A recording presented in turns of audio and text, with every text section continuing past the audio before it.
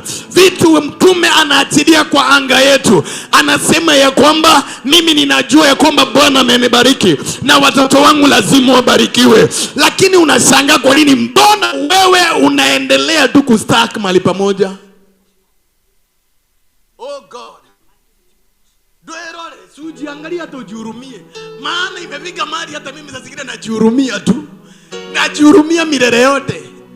Mimi mwenyewe ndio nimedisappoint God, but today hilo ya doubting kwa maisha yangu ninaikataa kwa jina la Yesu. Baraka za Mungu wa mbinguni, maana mimi ni mtoto wa mfalme, baraka zake ni lazima nizione. Mtumia wa Mungu Apostle Dura Waroige kila wakati anasemanga hapa na anasema, jamani, ikiwa tu hata sasa unaweza pigiwa simu uambiwe ya kwamba president anakuhitaji, ninajua ya kwamba utasikia ni kama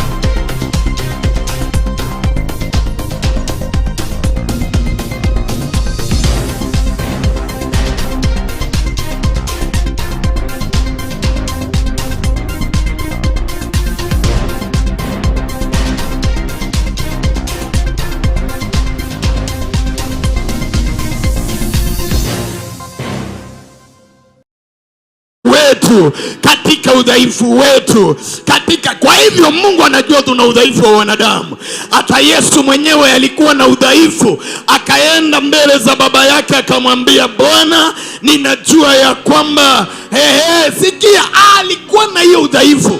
Alipoenda pale, maandiko baba inasema ya kwamba akamwambia, Bwana, angalia roho yangu nalimweyandikithia na Besma Sacco. Gutire kindu kana mundu ureti wa hihi ni we atena uheo ngombo ya kuma 10,000 nginyagia 100,000 weyandikithia na Besma Sacco. Gutire kindu kana mundu ureti wa kurugamirira ngombo yaku. Weyandikithie, weigire, no uheo ngombo ya hau ucoke urihage kahora kahora. Besma Sacco reke tuguteithiririe gukuria biashara ona kana kugura mugunda, ngari na mashini cia wira. Ngoro kuria nyama kimanyendagia phone accessories. Mahinda maria ndaiguire wira wakwa no acoka thi, ni ndathire kwa Besma Sacco na makindeithia na mbeca cia kubusti wira. Mahire 500,000 na riu wira wakwa ni ukirite no gathi wega muno. Araniria na ithwe kuhitukira 0712-228-490 kana wigire rurenda rwa www.besmasacco.co.ke.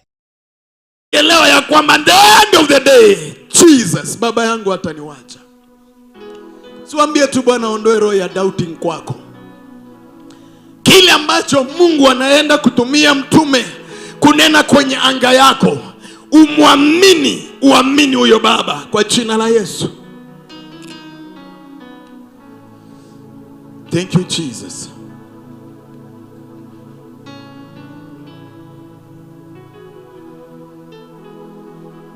Lena nana.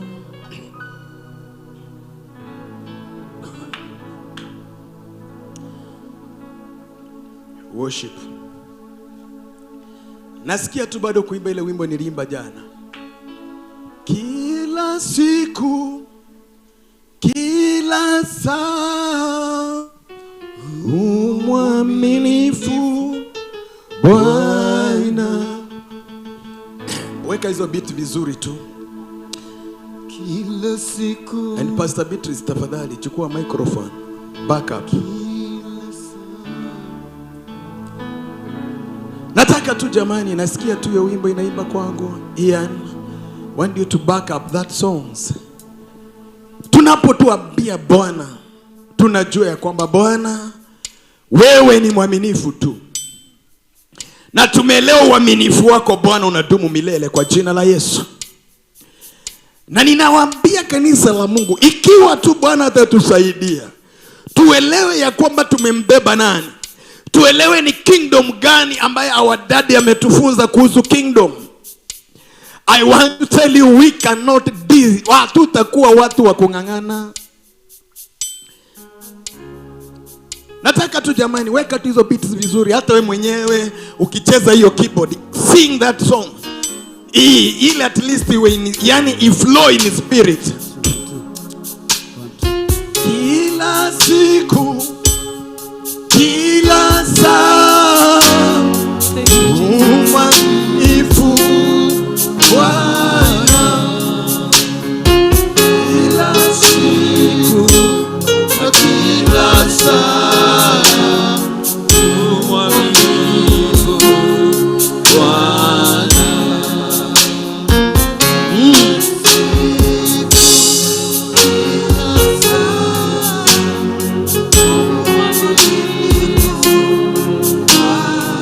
Weka tu hiyo sauti vizuri. Twende tu. Piga tu hiyo keyboard tu vizuri. Maana inatunyonga. Yes. Haya, twende. Ndio hiyo sasa. Wewe piga hiyo kinanda baba. Hatuimbi mpaka ingie.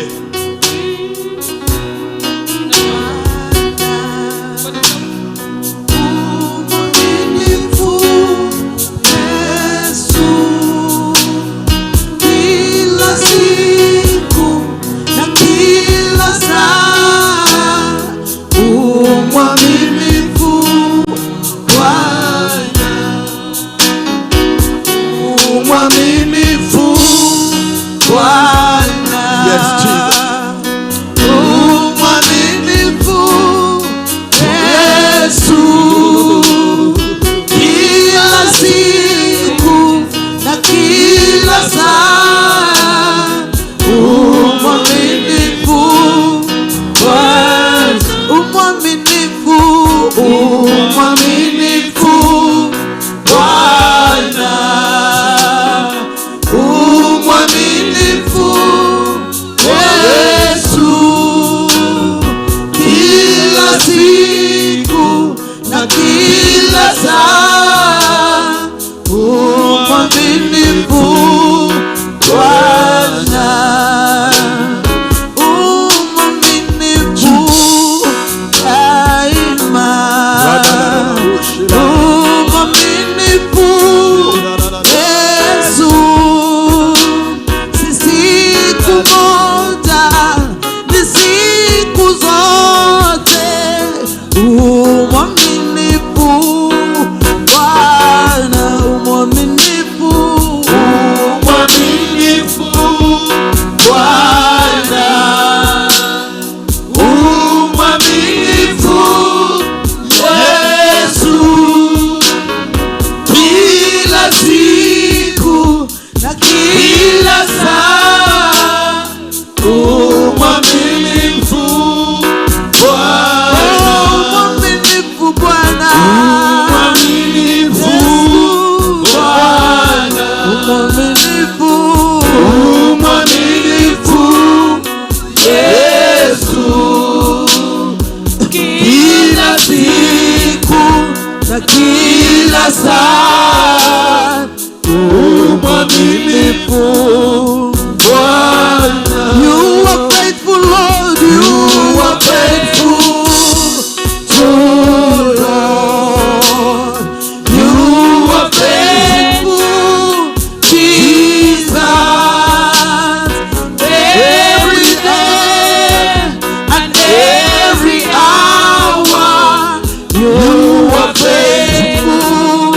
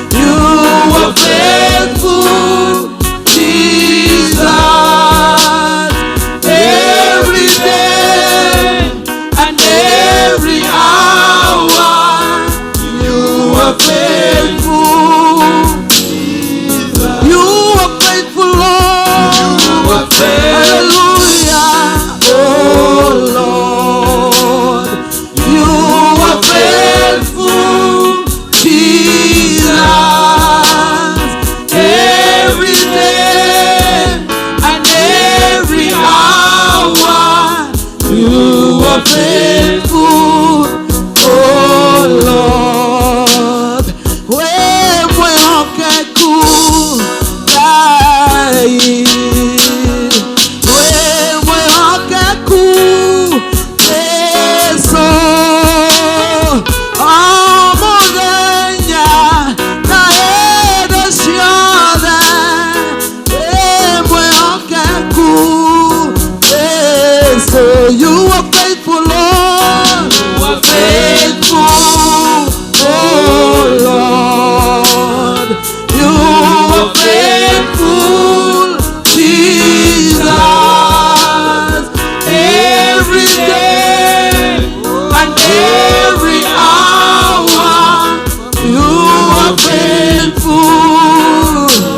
Oh, wewe okekugai, wewe okekugai, wewe okekuteso,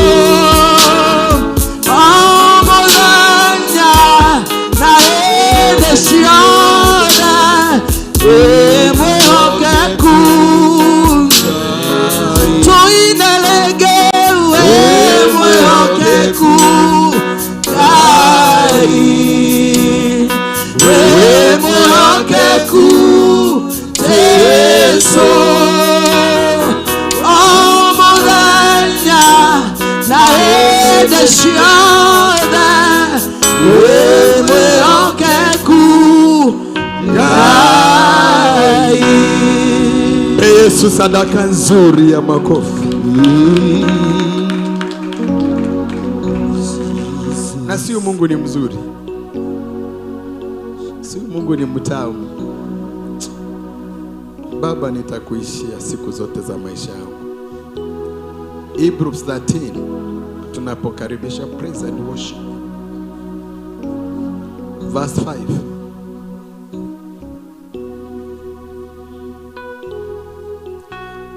Maandiko ya Baba inasema ya kwamba msiwe na tabia ya kupenda fedha, muwe radhi na vitu mlivyo navyo, kwa kuwa yeye mwenyewe amesema. Na si Mungu tuwe ni mzuri tu, si Mungu ni mzuri tu.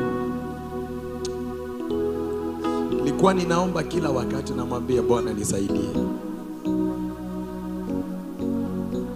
Moja nikiwa kwa mkutano ninahubiri, hapo ndipo Mungu alikuwa ananipatianga scriptures, lakini kwa sababu ya kumzoea Mungu hiyo spirit ikatoka ikaenda. But I thank God, our God ni Mungu. Amen. Hadi sasa tunaweza ingia hivi na niombe na Mungu anipe scripture. It is ni neema. Amen. Letter B akasema ya kwamba, umesikia vile amesema, msiwe na tabia ya kupenda fedha, muwe radhi na vitu mlivyo navyo. Kile ambacho uko nacho, ridhika nacho. Mungu anajua. Lakini mali imenibariki, letter B akasema ya kwamba, sitakupungukia kabisa, wala sitakuacha kabisa. Sitakupungukia kabisa. Yani ni kama kitu ambaye ame write off. Kama atasema kupitia leo mtume wa Mungu ya kwamba mwanangu umelia ya kutosha, hiyo tu vile amesema umelia kutosha, au talia tena, hiyo ameikazo livyo.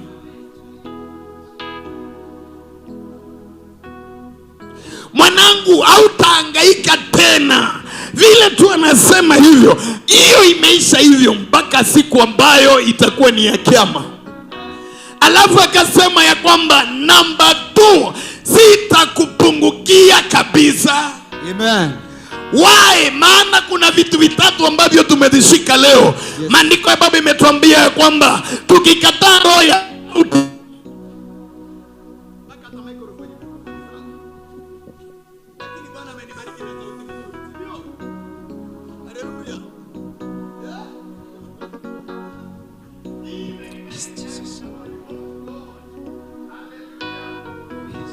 Haleluya. Anasema ya kwamba wala sitakuacha kabisa. Ukikana mimi vizuri siro. Maandiko inasema ya kwamba sitakuacha kabisa. Hata kama itafika mahali kumwacha Mungu, yeye atakwambia ndiragotiga ndigothitora. Urenda gutigara niki? Unataka nini?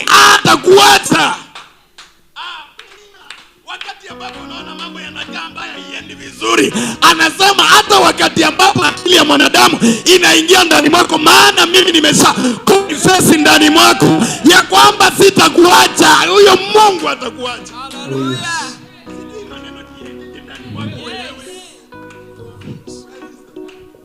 Nichukue neno ni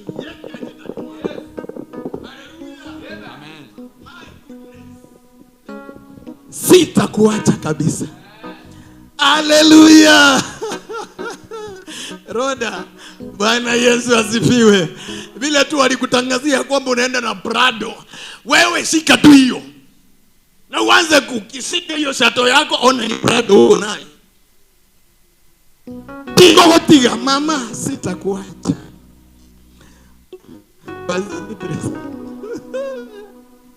Naona wakati mwingine unapanda mlima, unaona hiyo mlima imekuwa mrefu mpaka unasema huyo gai. Lakini today our God na kinywa chake, maana hii ni neno lake. By the way, hii ni neno lake na ametutabiria sitakuacha mwanangu.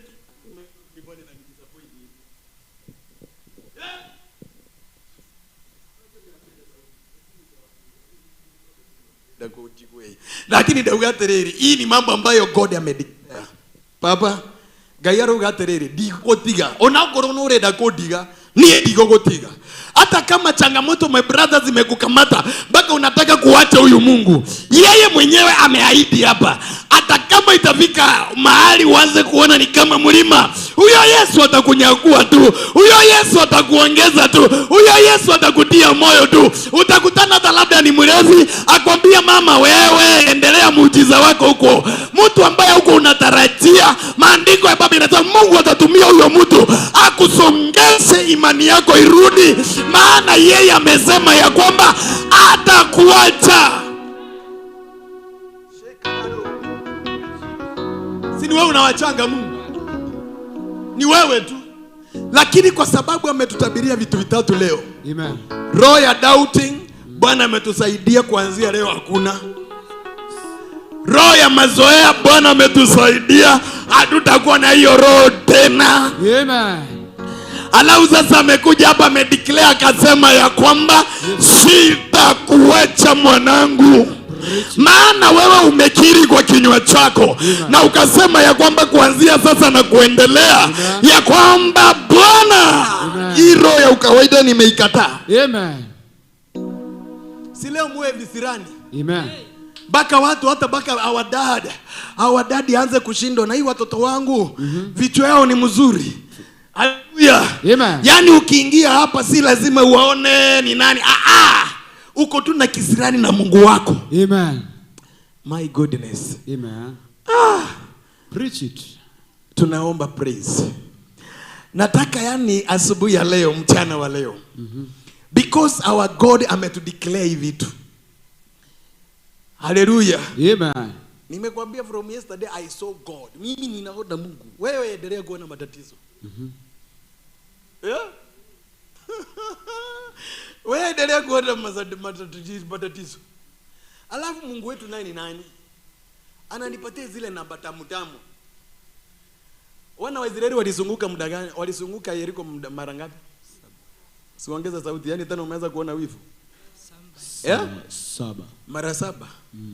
Sasa kuanzia jana mimi naona tu namba 7 ta. Sikwambii hizo maziro za kando.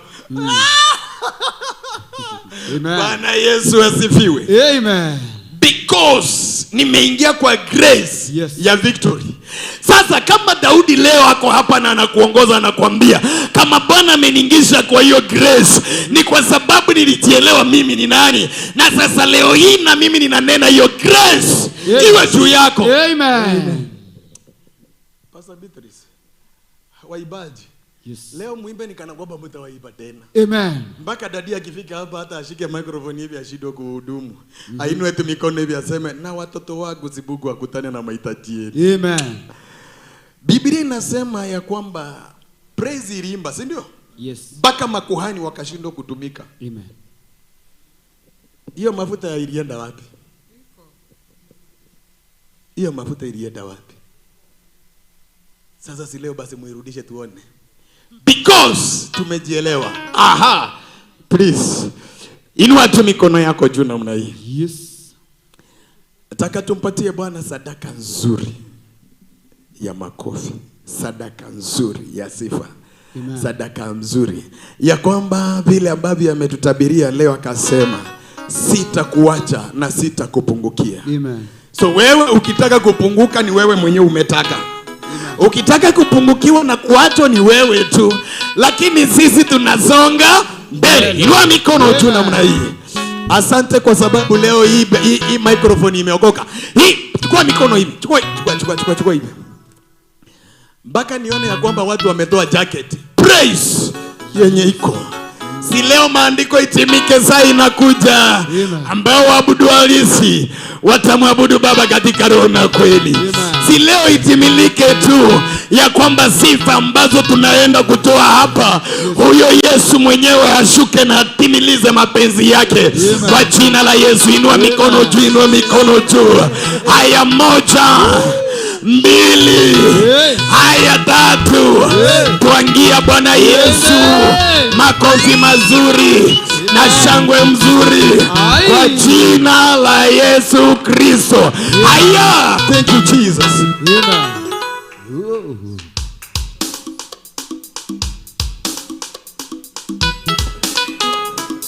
Yeah.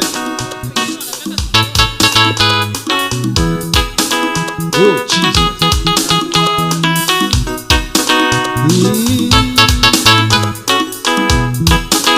Bwana apewe sifa. Praise the Lord. Nimo ndani ya Yesu na burudika mimi.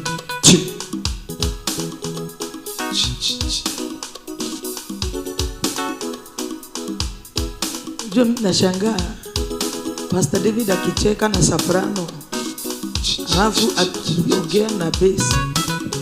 Jaribu kushikanisha na sijaipata jibu. Nimo ndani ya Yesu na burudika.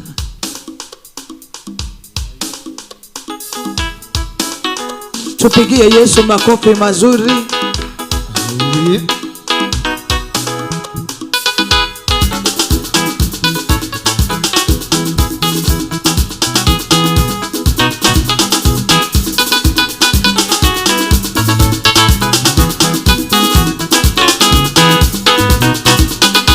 Nimo ndani ya Yesu na burudika. Nimo ndani ya Yesu mimi na burudika. Nimo ndani ya Yesu na burudika. Nimo ndani ya Yesu na burudika. Tupigie Bwana wetu Yesu makofi mazuri.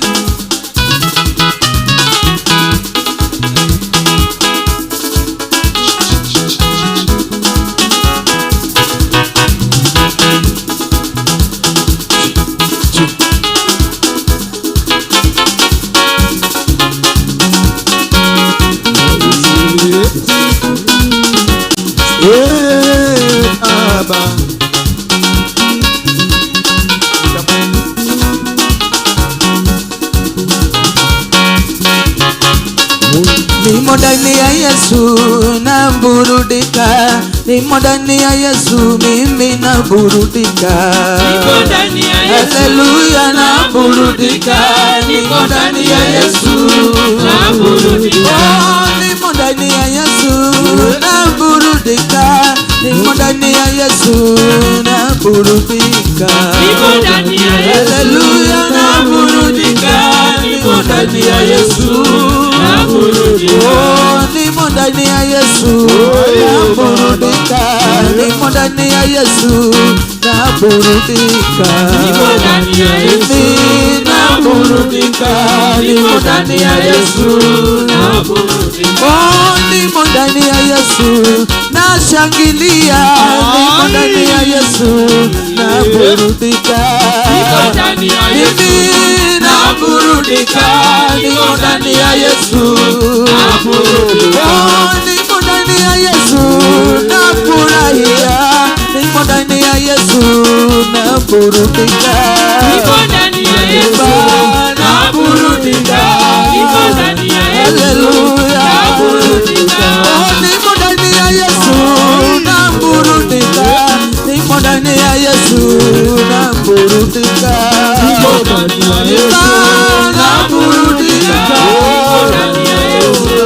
naburudika. Niko ndani ya Yesu mimi nalukaluka. Niko ndani ya Yesu naburudika. Niko ndani ya Yesu naburudika. Niko ndani ya Yesu naburudika. Niko ndani ya Yesu naburudika. Niko ndani ya Yesu naburudika. Haleluya naburudika. Niko ndani ya Yesu naburudika. Niko ndani ya Yesu naburudika. Niko ndani ya Yesu naburudika. Niko ndani ya Yesu naburudika. Haleluya. Niko ndani ya Yesu nashangilia. Niko ndani ya Yesu naburudika.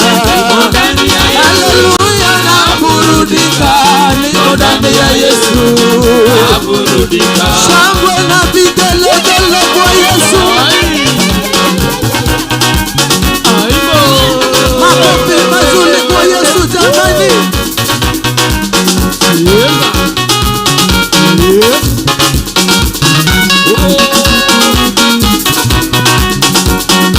Chezea huyu Yesu ni kwa sababu ametenda mema.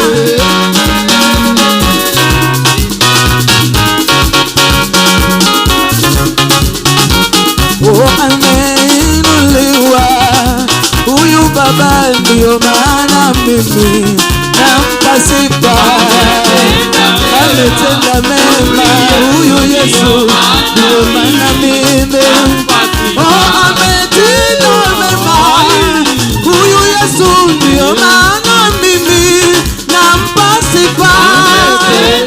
Ametenda mema Yesu, ndio maana mimi nampa sifa. Ametenda mema huyu Yesu, ndio maana mimi nampa sifa. Ametenda mema huyu Yesu, ndio maana mimi nampa sifa. Ameniinua huyu Baba, ndio maana mimi nampa sifa. Ametenda mema huyu Yesu, ndio maana mimi nampa sifa.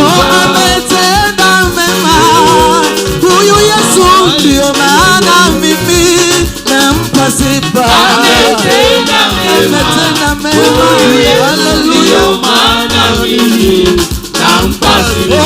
Amenipanua huyu Baba, ndio maana mimi nampa sifa. Ametenda mema Yesu, ndio maana mimi nampa sifa. Shangilia Yesu ni kwa sababu ametenda mema. Ndiposa tunampa sifa siku ya leo, ni kwa sababu ametutendea mema.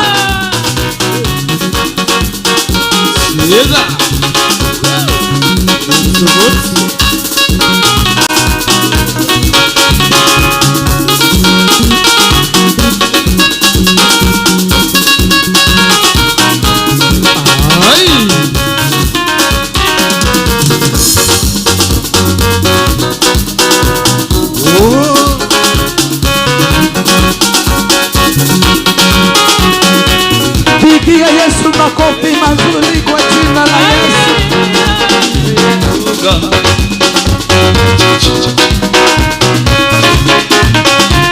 Hakuna Mungu kama wewe, hakuna Mungu kama wewe, hakuna Mungu kama wewe, hakuna hata kuwepo.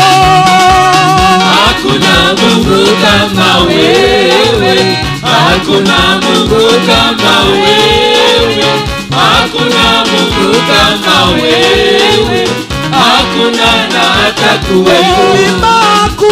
Hakuna Mungu kama wewe, hakuna Mungu kama wewe, hakuna Mungu kama wewe, hakuna na atakuwepo. Hakuna Mungu kama wewe, hakuna Mungu kama wewe, hakuna Mungu kama wewe, hakuna na atakuwepo. Pigia Bwana wetu Yesu makofi ya shangwe na vigelegele.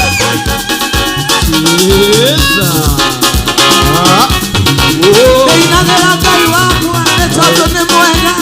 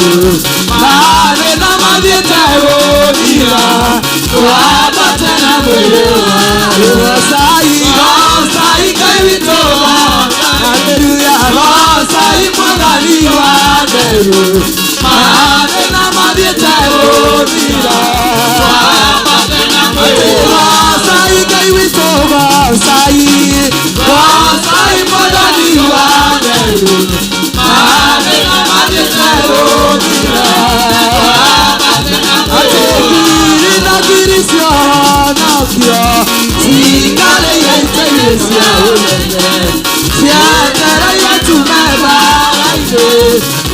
Abakana Mwewa, Rosai Kaivitoba, Hallelujah, Rosai Mwagaliwa, Magena Mageta Odina, Abakana Mwewa, Monana, Delia, Eakuelokina de Sakoke, Dorianere Aleria, Koraineaku, Rosoka Kwabazani, Moremi, Ateda Toina de Moraga, Verira yo, Ramaki Wariboro, de Kueleire, Kodore Miwangu, de Dibore, Erakoya Iboro, Ate Amora Motumira, Tamae, Wadania Kemoya, Maema Konia, Otunia Kemoya, Atena Nemo Samaria, Atena Tuina de Moyala, Maki Wariboro, Okuere, Todo, Remiwayu, Ate Awara, Ramoya Dina, Ganadia. Todo moje teri moyo, yegira wobere moyo, kete dala sono ribo. Yegira wobere moyo, kete dala sono. Ateka ke na tei na muana Jesu.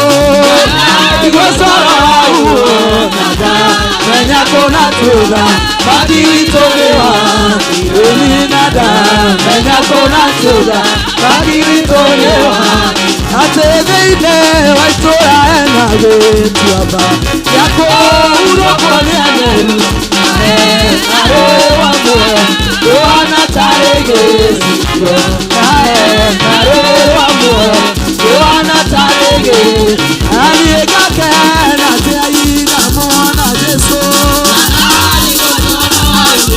nata menya kona tona badi tolewa eli nada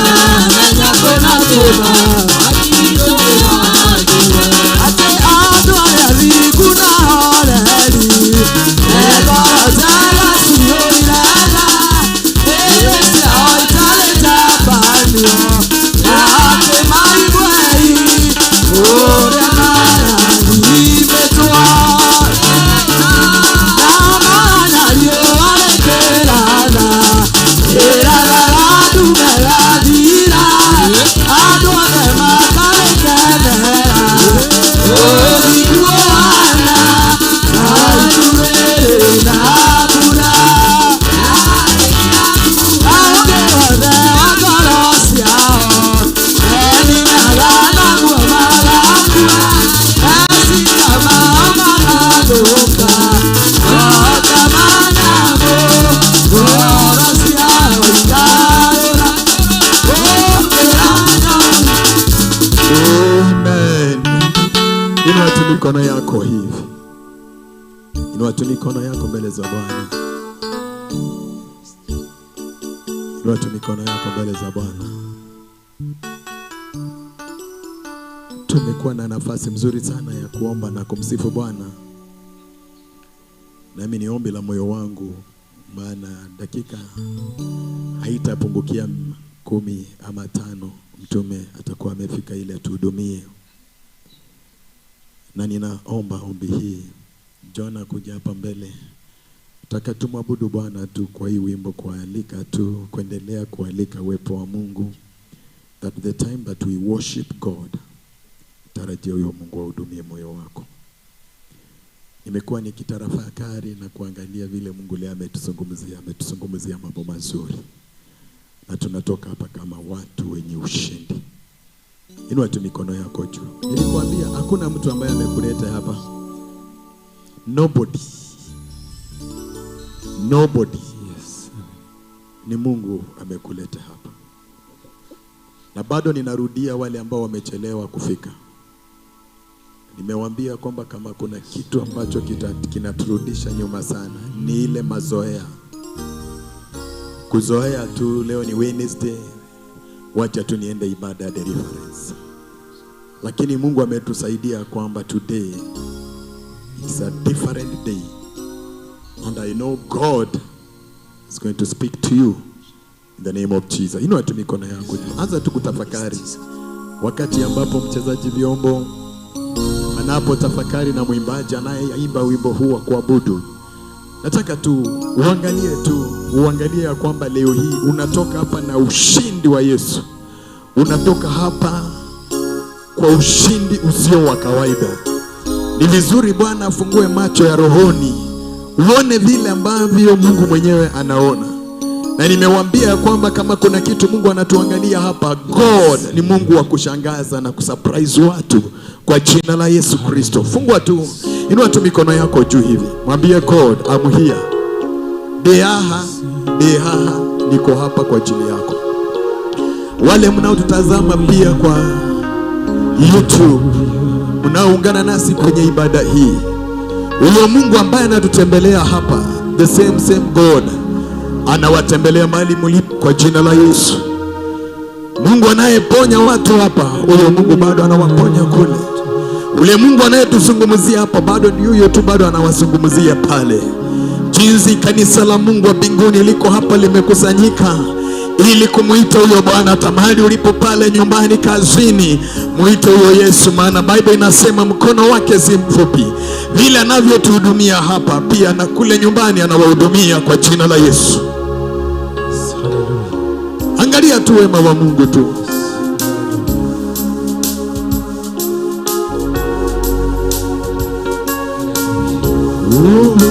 Baba, unaweza kufanya,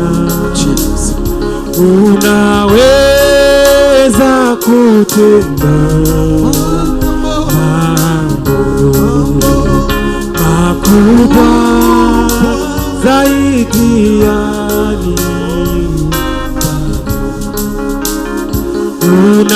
unaweza kutenda, unaweza kufanya mambo makubwa zaidi ya unaweza kufanya, unaweza kutenda mambo makubwa zaidi ya niombavyo. Unaweza kufanya, Baba wangu, unaweza kutenda mambo makubwa zaidi ya niombavyo. unaweza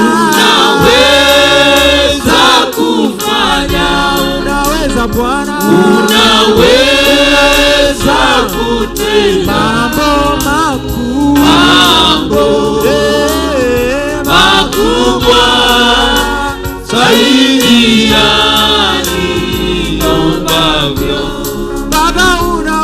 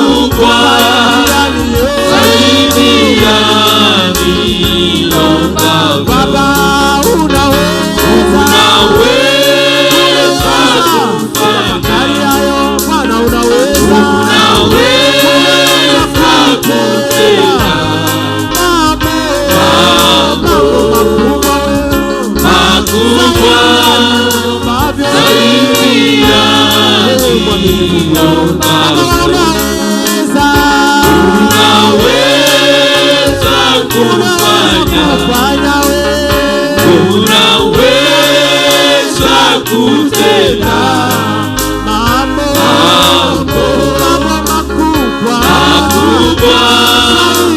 zaidi ya niliyoomba. Baba, unaweza kufanya, unaweza kutenda mambo makubwa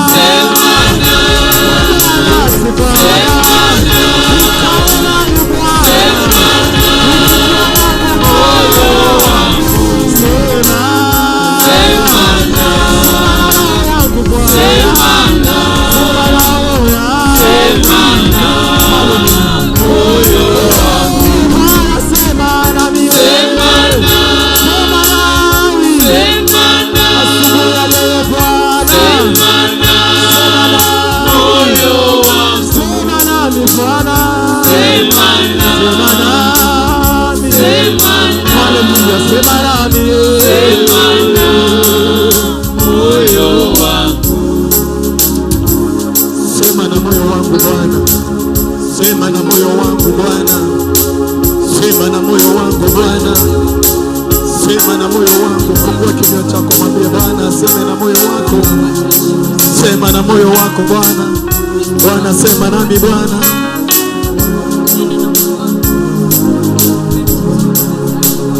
Sema na. Sema na. Sema na moyo wangu. Sema na. Sema na. Sema na moyo wangu. Sema. Sema na Itoke ndani ya moyo wako. Sema na moyo wangu. Sema. Sema na Sema Baba. Sema na Sema. Sema na moyo wangu. Nena nami. Sema na Sema na Sema na moyo wangu. Nena. Sema na Nena. Sema na Sema na moyo wangu. Nena nami. Sema na Ambia Bwana nene na moyo wako. Sema na moyo wangu. Bwana nena nasi Yesu. Sema na Nena nasi Bwana. Sema na moyo wangu. Nena nami Bwana.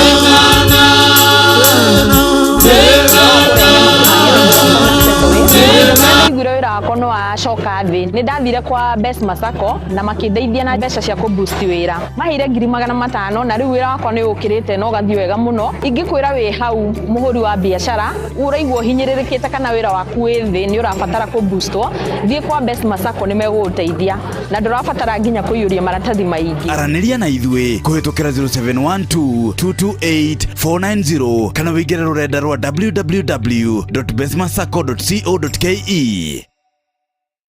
Ngoro kuria nyama kimanyendagia phone accessories mahinda maria ndaiguire wira wakwa no acoka thi ni ndathire kwa Best Masako na makindeithia na mbeca cia ku boost wira mahire 500,000 na riu wira wakwa ni ukirite no gathi wega muno ingikwira wi hau muhuri wa biashara uraigwo hinyiririkite kana wira waku wi thi ni urabatara ku boostwo thie kwa Best Masako ni meguteithia na ndurabatara nginya kuiyuria maratathi maingi. Araniria na ithuĩ kũhĩtũkĩra 0712-228-490 kana wĩingĩre rũrenda rwa www.bestmasako.co.ke.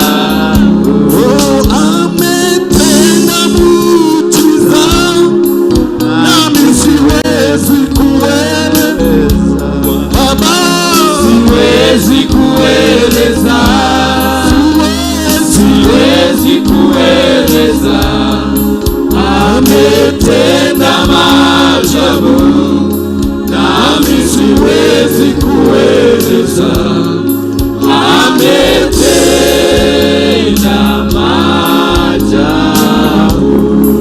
Thank you Jesus. Tuabudu. Thank you Lord. Tukushukuru. Wewe ni Mungu mwenye uwezo, Mungu mwenye mamlaka. You are God, you are the master. We worship you this afternoon. We uplift your name, God. Maana wewe ni Jehovah Elohim. Jehovah Shalom. You are our way. You are Jehovah Nisi, our direction. You are Jehovah Elohim because you got the power upon us. We worship you this afternoon. We glorify you, God. May you use me as a vessel to be able to reach to these people. Your children have come. They need some eat in the spiritual realm. They need to see you. They need to see your love towards them. You are the only God. You are. We worship you. In Jesus' name, we pray. Somebody say amen. Bwana Yesu asifiwe sana. You may be seated. Thank you. Thank you for joining us in this service. I know God will bless you amazingly. Say, guza mwenzako, the next person next to you on your left. Mwambie God will bless you amazingly. Not just blessing you, but amazingly being a blessing to you. Just touch that person who is on your right side. Mwambie God loves you. And amazingly, He will touch you tonight. Today we are looking at the intimacy. How do you master the relationship with God? The intimacy with God. How do you know and how do you walk in the intimacy between you and God? Because I've discovered so many of us, we are in church, we are members of churches, we are faithful people in church, but we don't have the intimacy. You don't know how to connect with your God, or you don't know how God speaks to you. Because all of us, there is a way that God speaks to us. Someone will be spoken to through dreams. Someone will be talking to through visions. Someone will be spoken to by God through men. Some other will be talking to God through incidences. So we must be able to understand what is this that correlates or brings us closer to God, to understand what is the plan of God upon our life. What is the reason? How does God operate in me? How does He talk to me? How will we come to me? Because so many of us are being spoken to God, but we don't know. So many of us are being spoken to God, but you don't know that it was God that was speaking. And so many of us, God will come to them and appear to them, and they will not know that this was God. Hallelujah. Wengine wametokelezwa na Mungu, wamemuona Mungu, lakini mpaka sasa they don't imagine that they were speaking to God. They don't imagine that God was upon them life. Kuna wengine mpaka Mungu amekuja kwa kitanda tu na amelala hapa, mumelala mpaka asubuhi na Mungu, but you didn't know that that was God. You thought hiyo ni kitu ya ni pepo fulani ama ni kitu imagination. There are people who have been speaking. You've been walking all the way from mahali ulishika tu matatu, Mungu alianza kuongea na yeye na ukaendelea na anakuzungumzia, but haukurealize this was God. Bwana Yesu asifiwe sana. Why? Because we don't understand. We've been to church. We are all looking for miracles or something that will happen. We think that God only appears is in heaven or appears to men. But one thing I want to assure you today, that God appears in heaven, God appears to men, and also God appears to you. Hallelujah. God is in your heart. God is working with you.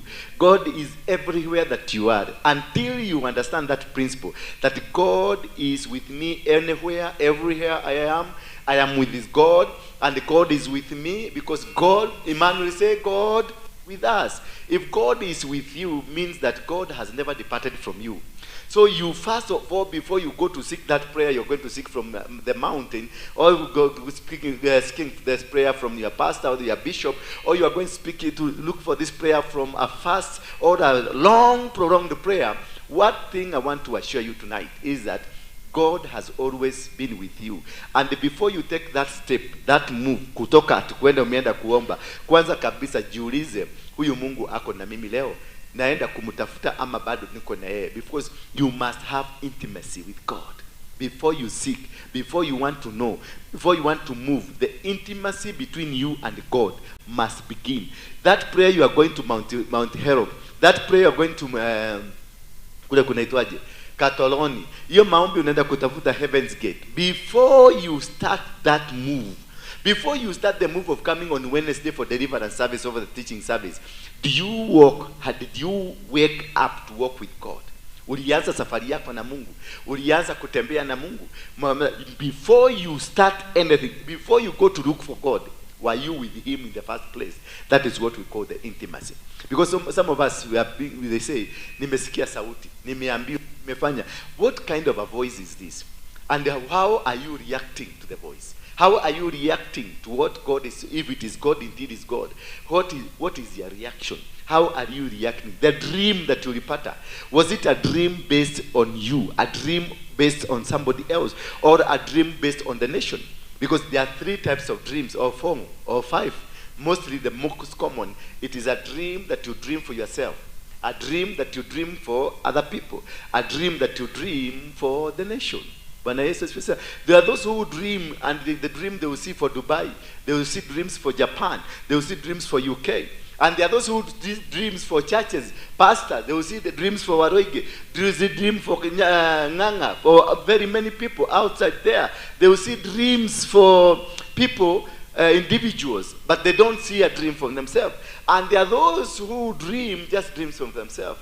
Ile dream wako nayo kubwa sana ni yake. Niliona nikienda, nikirudi, nikakanyagwa, nikakibiswa na ng'ombe, nikafanywa hii, but you cannot, hawezi kuongea kuhusu the nation. But he's a dreamer, an accurate dream. Ile dream ad dream. Hiyo dream inafanyika, lakini ali dream yake. Niliona nikianguka na akaaguka. Niliona nikitembea na akatembea. Niliona nikikula na akakula. Nao kuna mwingine hawezi kuona mambo ya Kenya, anaonaga mambo ya Dubai, mambo ya Tanzania, mambo ya mataifa mengine, kama yule anaitwa Ian Love wa Zimbabwe. That man, I have been listening to him. I have never heard him talking about his church. I had a dream about the church. I had a dream about Zimbabwe. He hasn't had. But about Kenya, he gets accurate. About Uganda, he gets accurate. About America, he gets accurate. About an individual who is an international individual, he is accurate. Why? Because his intimacy with God is international. So do not, if God has been speaking to you, and then a revelation comes and you see me driving a car or doing something, that does not qualify you to become an automatic prophet of God. But this is what we call intimacy, the relationship, that which you relate with your God. How does God appear to you? How does he talk to you? How does he relate to you? How does he walk around you? Is it that you walk with the God the Son, or God the Holy Spirit, or God the Father? Because there are those people who walk with the God the Father, and there are those people who walk with God the Son, and there's people who walk with God the Holy Spirit, and also there are those people who walk with the angels. Like most of Wakorinos, I can see 2 Wakorinos here, and those Wakorinos, most of them, they walk with the angels. That's why their language, Muraika, okire Muraika, aranyumereire, jokerire guya Muraika wake, wa bara, lekera guya Muraika. You see those kind of languages. You hear, you know, this man is operating with the God the Father, or God the Son, or the Holy Spirit by what they teach and how they talk. Hallelujah. If you see somebody so much on Jesus Christ, God the Son, you find that he is operating with the God the Son, because that is what his line is. And his operational talking, teachings is about the God the Son. And there are those people you see here, anything they talk with the Father, God the Father, everything. Mungu wetu wa mbinguni, Mungu wetu wa wapi. Unakuta mahubiri yake, maombi yake, teachings zake zote, utakuta ni za nini? The God the Father. Kuna watu who operate with the Holy Spirit, that wherever they are, whatever they are doing, they always invoke the Spirit of God. Whatever they are teaching, whatever they are doing, wakipika chakula, Holy Spirit. Wakikula, wakinyokwa kidogo, Holy Spirit. Mbuzi akikoja akosa kuingia nyumbani mapema, Holy Spirit. Kitu kitokea, Holy Spirit. Because that is what that is operating in them. Bwana Yesu asifiwe sana. But there are also others who find anaoperate na wote. Bwana Yesu asifiwe sana. Utakuta anaoperate na Mwana, anaoperate na Baba, na anaoperate na nani? Na the Holy Spirit, na pia anaoperate na angels. Bwana Yesu asifiwe. So utakuta kuna mtu ako na zote. It's like when we have gifts. We have prophets, we have teachers, we have pastors, we have what? Messengers. All this, there are one person that will operate with all these gifts. And there is one person that will operate with, kama ni nabii, ni unabii na inaishia wapi? Na unakuta watu hawa wanakuaga watiaji sana. Hawa wanaishiaga na unabii peke yake. Because unabii alipatiwa kashindwa kureveal. Because any prophetic word you get, you must have a revelation towards it. You must be able to understand.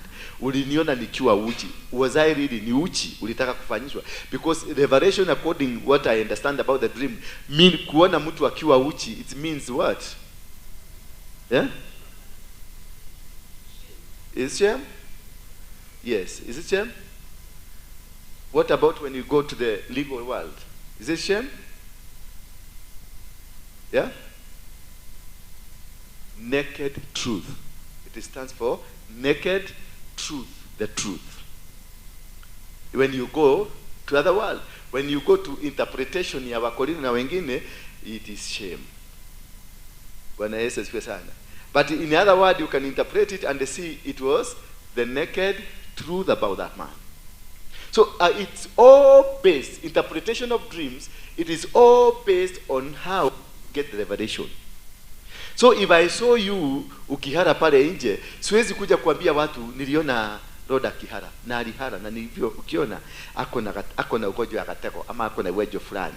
Bwana Yesu asifiwe sana, because hiyo ni flat. It's something that you didn't involve God to help you to interpret, because most of the dreams are hidden. Bwana Yesu asifiwe sana. Kunaweza kuota unaona hapa kumekuniwa mafi imejaa hapa. Then you go, you start come and smelling to see whether inanuka wapi, because you can't see the pupu, but uliambiwa kuna pupu wapi? No, when you see pupu, a lot of pupu around, it means spiritually kuna madhabahu yamechafuliwa. Bwana Yesu asifiwe sana. Nini? Madhabahu yamfanya nini? Unaweza kuona hii kanisa imejaa mafi. Ni kumaanisha nini? Spiritually kuna uchawi, kuna mambo mengi ambayo ni ya kiuchawi. Maana mafi yanahusika na uchawi. Na ukapata kwako nyumbani watu wamekunia kwa gate ama wamekunia karibu kwa mlango, ujue wamefunga hatima yako. Your destiny imefungwa. Because mafi inatumika kufunga destinies. Bwana Yesu asifiwe sana. Kwa hivyo interpretation, that is why nawaambia, how do you know how you relate with God? How does God speak to you? Bwana Yesu asifiwe sana. And that's why you see, wale watu hawajielewi wataingia kanisa hii, ndio wanajuaga ni nani amefukuzwa kanisani, ni nani anafaa kukua. Tulikupatia kazi gani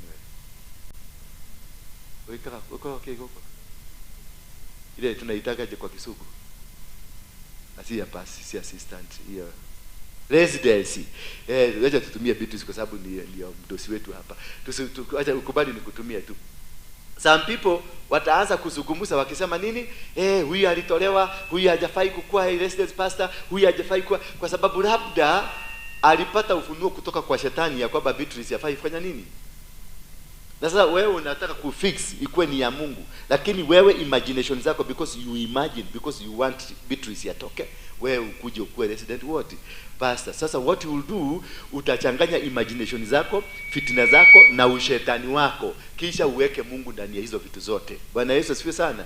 So utakuwa wewe kazi yako ni kupigia watu masimu ukimwambia Beatrice hatakikani kwa hiyo kanisa, Beatrice hana simu tu maana hiyo kanisa watu hampedi, lakini ndani yako ni ushetani. And that is what now reveals. Sasa ukisikia mtu kama hiyo akiriviliwa, because ni Mungu ametumia njia nyingine, basi huyo mtu ako na hidden agenda imejificha, na hiyo hidden agenda imejificha ataitumia azungumuze ubaya wa huyu. Wewe utapiga simu uzungumuze ubaya wa huyu. Sasa katika hapo tutakuelewa wewe ni nani. Tutatumia, najua ni mashetani gani yanakutumika. Maana kuna watu wanatumika na Lucifer directly. Kuna watu wanatumika na malaika wa kishetani.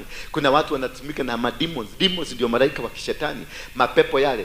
Kuna watu wanatumika. Kuna watu nitatoa pepo hapa lakini itaingia kwa mtu mmoja hapa. Sasa kutoka hapo ile mapepo ilikuwa na operate na ule nimetoa itaanza kutumika kwa nani? Kwa yule mtu mwingine. So sikilizeni, watu hata wakiwaongelelea usimchukie, just msikilize, unajua huyo ni nani. Hiyo ni nyoka. Utasikia state ile ya kupiga mtu because anataka huyo mtu angolewe. Kwa nini? Kwa sababu in the spiritual realm huyo mtu amekalia hiyo kiti, Mungu alimweka hapo, kuna kitu ameshikilia.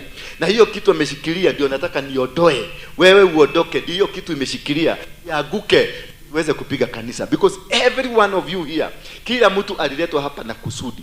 Kila mtu kuna mahali ameshikilia. Nikafukuza huyu, kuna pila moja nimeng'oa. Nikitoa huyu, kuna pila moja. Lakini ukimwangalia kwa fezi zao ni watu bure, ni watu hawana msaada kwetu, ni watu ambao they don't look like they have anything that they can effect. But mtoe tu unakutanga, sunana ni mpole tu amekaaga hapo, haogeagi na watu. Kuna kitu in the spiritual realm. Aliletwa hapa, akae hapa. Kukaa kwake hapa ni pila ambayo inashikilia. Kukaa kwa huyu, sasa huyu anapenda kelele sana na kuongea mingi. Hiyo kelele yake ni Mungu alitaka ikue wapi? Hapa, kwa sababu inasaidia na inajenga. Huyu naye anazungumziago na watu. Na hiyo kuzungumziwa kwa iko kitu. Yule na wewe mkoje huyu, ukienda na huyu mahali jitayarishe kutoa pesa. Lazima huyu utaporwa, na hata kupora atatumia watu kukupora. Na utaporwa tu kabisa. Na kwa sababu atakuja na watu waambie nini? Aambia huyu pasta wetu anakuaga na pesa. Hakosagi kununua raji. Hakosagi because yeye anataka wale watu wakitoka huko watoke wakipenda pasta wake. Kwa hivyo yeye hajui mbinu ya kuniitisha, lakini atawatuma huko, watakaa pale wakinigojea wapatie pesa. Inipira because hawa watu wamekuja kupitia yeye, wakitoka hapa wataenda wakisema indeed that church iko na man of God mzuri. Bwana Yesu asifiwe sana. And that is how you need to understand and to know kila mtu. Understand the weaknesses. Maybe weaknesses ya huyu, tuseme pole nikutumie tu na weakness. Tuseme huyu anapenda tu kukula. Ni amekuja kwa ni sister yako ama ni cousin yako. Kazi yake tu ni kukula tu na mabigijio na kukaa kwa nyumba na kukula. Hakuna kitu anasaidiaga, hakuna mawaidha, yeye ni kukula. Ukikosa dakika saa 7 ikienda kupita na nusu na chakula itajetoa. Yuko totikolea gomode. Na hakikusaidia kinakaka tu kwa nyumba. Lakini kuna neema inakujaga kwa nyumba hiyo kupitia kwake. Bwana Yesu asifiwe. Utajua neema imetoka ukimfukuza.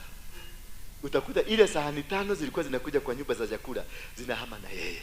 Kuna watu watakuja tu wakaage hapa tu, wakaage tu, hawakusaidii, hawana sababu ya kukua hapa, lakini hawa watu wako na msaada katika ile spiritual realm. Na kuna watu unaweza leta kwako, nuksi zinaanza kukutembelea tu hivyo tu. Ni mtu mzuri, very humble, hata watu wanakuuliza kai urarutire mutumia mwego yuko kana mwakadeno urarutire koja go huyu mwende ulipata wapi mfanyikazi mzuri hivi? Kumbe ni demon, ametumwa na demon akuja kae kwako ndio awachiliage kasidano kadogo kadogo, anaachilia kitu kadogo kadogo. Utaanza kupata mashida, magonjwa yanakuingia, unashindwa hii magonjwa haikuwa. Watoto wote wameanza kukohoa. Unakuta kazi ulikuwa unalipa rent vizuri, rent imekwama. Power ulikuwa unalipa mzuri, imeanza kukwama. Na si ati uendi kazi, si ati ufanye chochote, unafanya kila kitu vizuri, lakini uko na kisuguu ya shetani ndani ya nyumba. Uko na kisuguu ya shetani ndani ya kanisa. Kuna watu naturally walizaliwa wakiwa kisuguu ya shetani, na lazima wanakuje kanisa kama hii na wahakikishe wamevuja. Kama mmeanza inaitwa ile ya kuomba, inaitwa intercessory. Mkianza intercessory wana pamoja wapi? Na atakuwa hapo, na atakuwa active, na atakuwa kila kitu. Yeye ndiye atakuwa kila kitu. Eventually mkienda wiki 2 3 4 unasikia intercessory yote ilianguka. Bwana Yesu asifiwe sana. Utapata nyumba yako, ndoa yako, mmekuwa na mume mnatemeaga, in fact muthia munyitanĩtie ũguo ta itumbi na kĩrĩa gĩkwa na mũkũngũ. Yaani mnatembeaga vizuri, mnapendana, mpaka hakuna kitu kinaweza kuwatenganisha. Mpaka watu wanaangaliaga, yaani for example ya every boma ni boma yenu. Watu mpaka makanisani pastor anasemaga kama mnaweza kukaa na kama na huyu na bwana yake, how they love one another. Wait a minute, kukuja tu ka house gari kamoja hiyo nyumba, mume wako ataanza kuja saa 8 usiku, saa 9 usiku, because a venom poison imerushwa ndani ya nyumba, imeingia. Na ikiingia imekuja purposely kuagaisha hiyo nyumba. Ndio unaona wakati mwingine tunaweza kutembea na wewe roda, tutembea tufanye kazi na wewe siku 5 6, uone nimekudrop mara moja because nimekujua.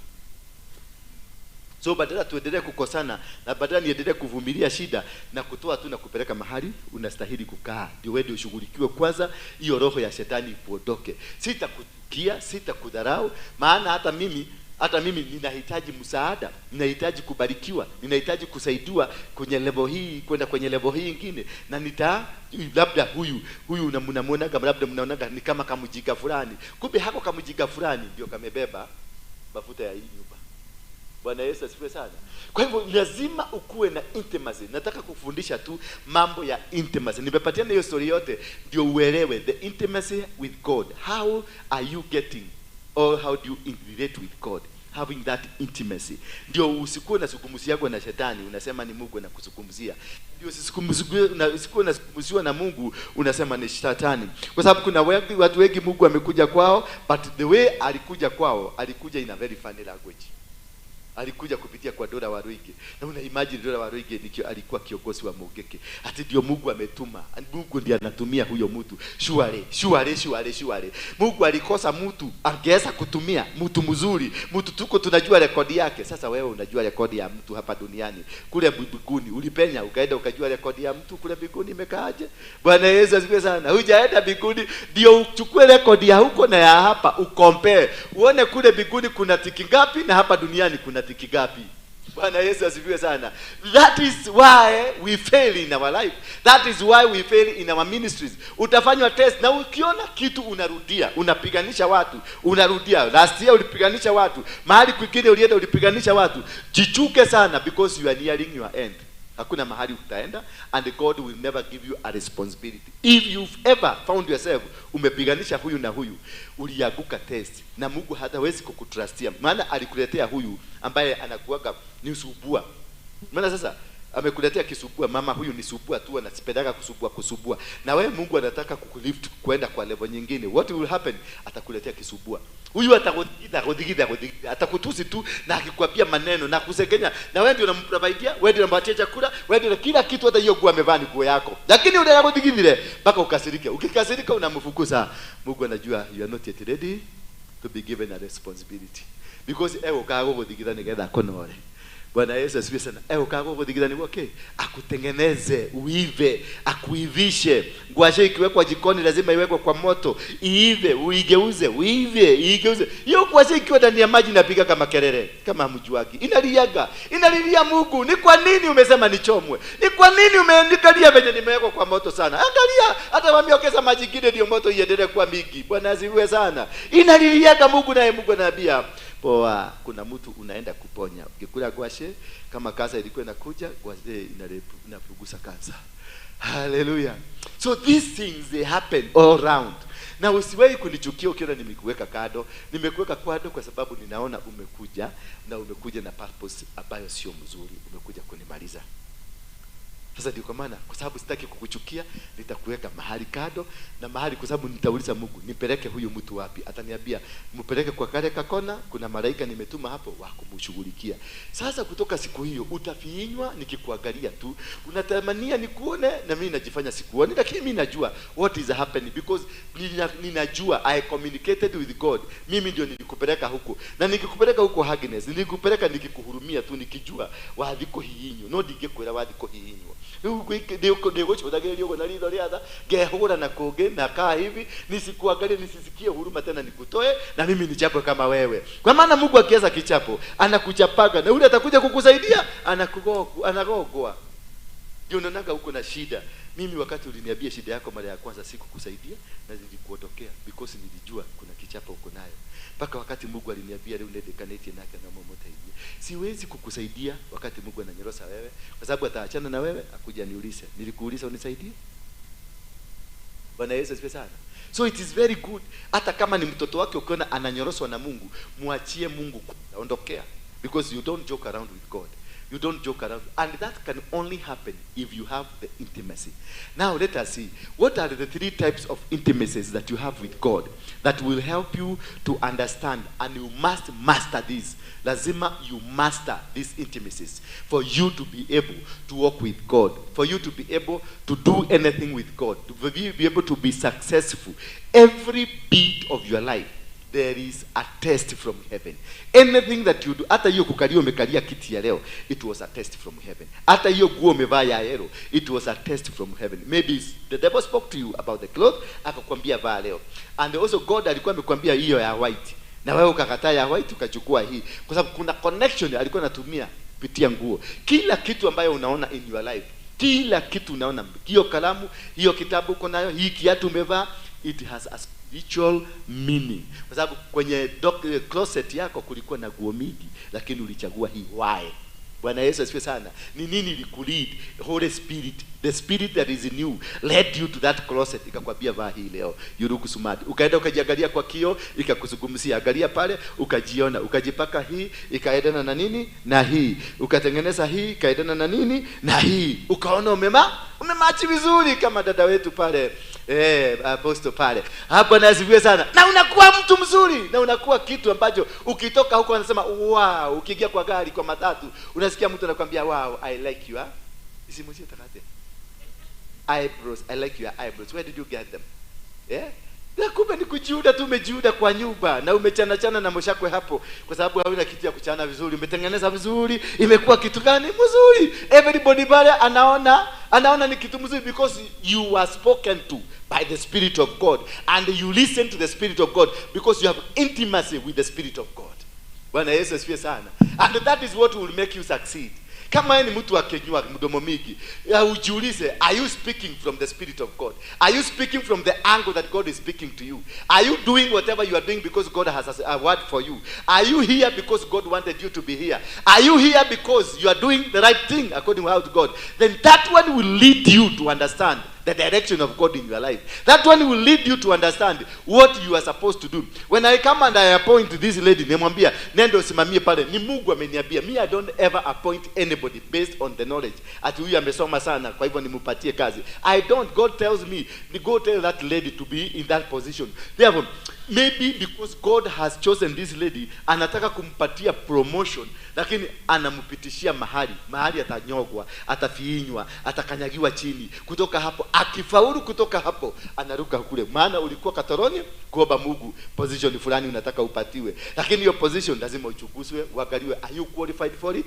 Yes. Are you qualified for it? No. How will you be disqualified? How you act on the position given to you by God, because you never involve the Holy Spirit, you never listen to God. That is why you are doing what you are doing. That is why you are in position, that you are in this position, not because you are in position, the right position for you to succeed. You are in the wrong position because the demonic spirit spoke to you and told you that is too low for your position, that is too low for your for your name, that is too low for whatever you are doing. You need to upgrade. You need to be somewhere. You need to associate with the people who eat in Serena. You need to associate with the people who eat in the Continental. Don't go to Karumindo down there. But God wanted you to go to Karumindo. Uone wale wasichana wanajiuza huko Karumindo, ndio uanze kuintercede, because you are an intercessor. Sasa Mungu alitaka uende Karumindo, uende ukule Getheri na uone venye bibi ya mtu amekuja, amefanywa hivi na ametoka na amepada. Na huyo bibi ya mtu aliambia bwana yake kule nyumbani, nimeenda wapi?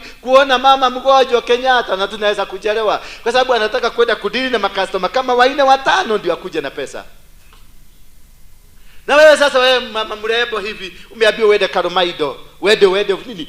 Mungu anataka uende uone what is happening, because he has called you in the ministry of intercession. He has called you in the ministry of prayers. So he wants you to go and see the direction of what you'll be praying for. Kwa sababu kuna wale watu wametengenezwa kuombea machokora. Kuna wale watu wametengenezwa kuombea prostitute. Kuna wale wametengenezwa kuombea waisi. Kuna wale wametengenezwa kuombea president. Kuna wale wametengenezwa kuombea mapasta, na wengine wametengenezwa kuombea hii nyumba tu. Haombei pasta, haombei watu huko ndani, lakini anaombea hii nyumba ikuwe na moto, iwake moto. So ukiona kuna moto imefail, kuna kitu moja imefail, hii kanisani kuna watu wamefail kasi yao.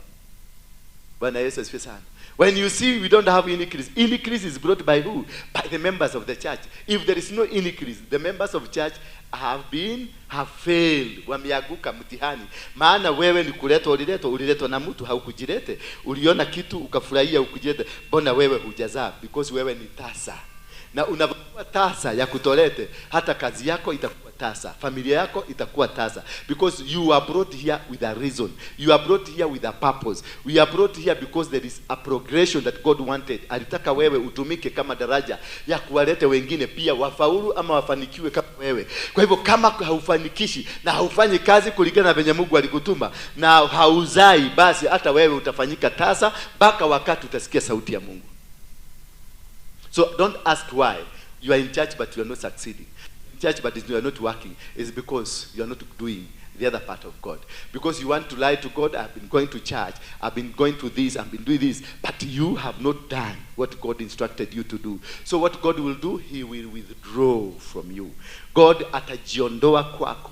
Na utakuwa sasa stagnated. You'll be working day and night, but no fruits. Why? Because you yourself, you are not fruitful. That's why I told you, when you are talking about God, God in heaven, God in people, first of all, you must know that God must exist in you first, before he exists in that other person. Before God exists in your pastor, before God exists in the church that you are going, before God exists in heaven, God must start in your heart. He must exist so that you can have that intimacy that will relate you or coalesce to have a production that is full and complete according to the relationship of God. Because you can never have any blessing from a God that you are not related to. Yes, you are shouting here and calling every name, El Shaddai, whatever you are calling, but you don't have the intimacy. Intimacy is what starts. If I go have sex with you and I don't have intimacy with you, nice relationship, I've raped you. So, would we build a relationship? There will be no relationship. You will be taken to court and I will be charged of what? Rape. Even if you won't take me to court, there is a court in heaven that will prosecute me. The three types of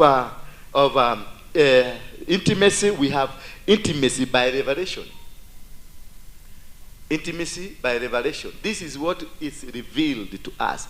There are people who walk on revelations, who walk the preaching that we do, the teachings, the word that they give you through what? Revelation. Nilipata ufunuo, yani watu wa ufunuo. Na kazi yake mambo yote anakuambia through ufunuo. Anakuambia don't drive that car. Just don't drive it because huyo mtu ana ufunuo kitu ameona wewe hauoni. Bwana Yesu asifiwe sana. Anakuambia don't go to that place you are going. Where don't go because kuna ufunuo. Huyo mtu ambaye wanatumikanga katika hali ya ufunuo, they have a relationship with God that is so direct. They don't even require to pray. They don't even require to fast. They don't require anything. Ni mtu ambaye himself, yeye ni altar, ni madhabahu. Yana connect directly with God. Chochote akifanya, akisema kama venye tulisema juzi, ni kulikuwa Sunday. Tukasimamisha mvua. Imenyesha tangu siku ya kweli? Haijasimamisha. Wakati mliinua mikono, mliambia Mungu na tukaambia Mungu na mvua. We to God. We spoke to the rain. Did you notice that? We didn't speak to God. We speak to who? To the rain. And we asked the rain, we are brothers in this kingdom. And we are people that belong to this kingdom. We are supposed to build the kingdom of God. We are children of one king, God. Therefore, please, don't kill me. I am your brother. Stop killing me. I want the rain will come. A rain that will help this nation. A rain that will make us plant our food. A rain that will give us peace. So, my brother, stop what you are doing. So, that's what we said. Did it stop? He had us. Because we involved our father, our king. We were prosecuting our case. I was prosecuting my case through her. But to God, I was speaking to her. But I made sure God is hearing, so that God can ask my brother, tell my brother, what you are doing is not right. Why do you kill people? Did I send you to go and kill people? No. Then my brother will say, no, the king, the Persian, the mfalme wa Persia, ndiye aliingia ndani yangu, akanidanganya nibomoe bridge, na nikamoboa bridge. Alikuwa ameniambia tunapita kado, lakini nilikuta nimeua watu. Also rain goes before the court, the heaven's court. It's prosecuted and it is told, it says, what I did, it was not intentional. It was put in me to go and kill people. And an angel of death came into me and used me to go and kill. That's why I normally tell you, life is spiritual. Everything that is happening, it did not occur yesterday. Hiyo damu kuvunjika ndio yede uwe. It was not a yesterday thing. It's not a last week thing. It was not a this year thing. Ilifanyika kitambo in the spiritual realm, ikakuja kufanyika in the physical. Bwana Yesu asifiwe sana. Anything you see happening now, it happened like 10 years ago. Anything, the problem you are having, the disease you have now, it happened like 10 years ago. And that is why I told you, I normally tell you, it is very important to understand. When that meaning, that process of understanding is a revelation given to you to be able to understand this problem, hii challenge, hii divorce, hiyo divorce uko nao, hiyo separation uko nao, haikufanyika jana, ilifanyika hata kabla hujazaliwa. Bwana Yesu asifiwe sana. So don't shout, don't complain. Don't complain at sijafanya sija nini. No, just look at it. It happened long ago. It was organized, prepared and organized as a dose. It was only been waiting for that time ifike, that chance hiyo ka point kafike, na wakati kalifika that time unakuta 2013 ndio nilianza hii kitu, ilikuwa imefanyika hata kabla hujazaliwa. So these things they just don't come. They are there. But for how do you counter them? How do you understand them? You can only understand them by having a revelation. And not all people have this power, have this authority of being revealed to. A few people are being revealed to. Because when these people are walking, they walk with the power of God. Anywhere they go with the power of God. Power of God does not move away from them because they themselves are an altar controlled, managed, and looked at by the power of God. So for you to become a successful altar, a powerful altar, the power of God will always be moving. You will come and tell me, look at Jesus. The woman came 12 years, she was bleeding. And when she came to Jesus, Jesus told her, yeah? Yes, alimwambia?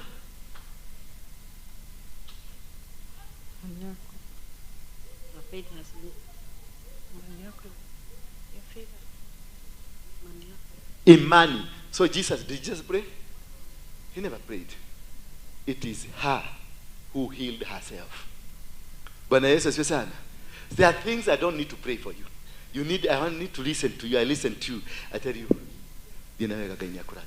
period. Don't come for those big prayers. In me, as long as mutakaa chini yangu, never come for those big prayers. I don't have them.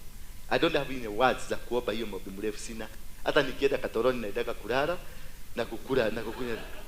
Naitaka tu kusikiliza na chukua kalamu na andika. Maombi mrefu sina. Ndaomba tu 30 minutes hiyo maombi inaisha.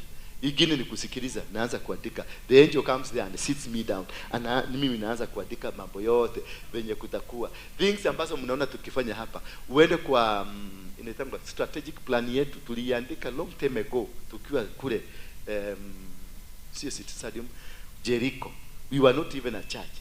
I wrote things that are amazing me now because hata tulikuwa tumeandika mambo ya CBC then long time ago. I never knew what is a CBC, but I was told to write CBC. Nikakuja kujua CBC ni system ya education ambayo imekuja. I have it. What we are speaking, the kind of a church, I drew it the way it is. Nilikuja kukumbusha na kina Karo, this is what we draw. Tulichora kitu kama hii long time ago tukiwa mlimani kule tukiomba ngong. And we never thought of even that we were planning to be having crusades and fellowships, only that. We never thought that we were going to have a church, but I drew something. I drew the name Besima.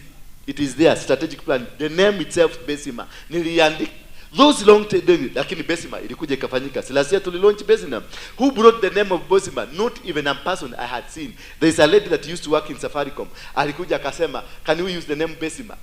Mimi nikakubali. It was so attractive to everybody. Tukaandika jina Besima. Na ikakuwa Besima. Tukaweka majina 3 ya kwenda kufanya search kule. Besima ndio ilikubalika. Why? It had already been inscribed in the spirit. That is why wherever you front it, it works. After that, we announced it here that we have started Besima, and the people started enrolling. Now we have like more than 3,000 people who have enrolled to it. We have not announced. Today we are preparing for an advert that we will send it to everybody in the world. For them, just by the word of mouth, God has communicated to people, I am in this thing, because it is inscribed there in heaven. So when you heard that man na akakuacha, when you heard that man na akakuondokea, that man was not inscribed in the spiritual realm. He is not there. That is why his name is inscribed kwa roda kwingine huko Kenagofu, watakutania Kenagofu kwa mazishi, na hivyo ndivyo kumekuwa inscribed. So wewe umekaa na mwanaume mwingine ni umekalishia nani? Roda, mpaka wakati roda atakuwa activated. Akikuwa activated, huyu mzee atatoka na utasema mzee wangu ameibiwa na mama. Sasa ukisema ameibiwa na mama wa Haria, wewe utakuwa ukilia ni mama wa Haria. Lakini si mama wa Haria, ni activation ilifanyika. Wakati roda akili zake zilirudi vizuri, aka-communicate, akakuwa na revelation, then mume wenyewe lazima ungekuwa aende kwa wenyewe. Lakini msiende kuiba wanaume wa wenyewe mkisema ni revelation. Bwana Yesu asifiwe sana. Whatever that happens in your life, the shirt you have, this shirt was commissioned from the day it was built. It was made in the factory. Ilitengenezwa ikiwa na jina yako. If you look at it spiritually, in the spiritual eye, your names are all over that shirt. That is why it was made in China but found its way to your house. Did you know that? It found its way. So a Chinese man was created because of you. A factory in Chinese was created because of you. And then finances were found because of you. Because God wanted to bless you. And God said that I will never forsake you nor leave you. So you will never be able to be walking naked. I will cover your nakedness. By what? Clothes. Therefore, these clothes had to be made from China, then transported to Nairobi. A Somali had to go to China, buy it. Then a Mugekoyo will go to Equity and get a loan in Equity, then open a shop there.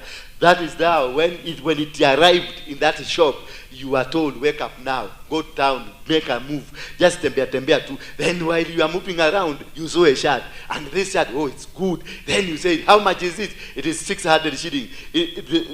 Duka hiyo ingine there was a shirt similar to it for 300, but you decided to buy it because the name in it has told you, here I am for you.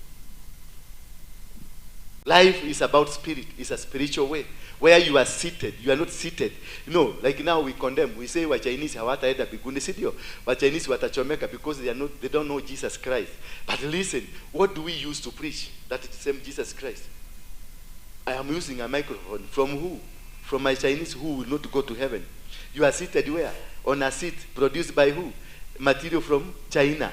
The China who will not go to heaven. This carpet, it was not produced in Murang'a. It was produced by an Indian or a Chinese who will not go to heaven.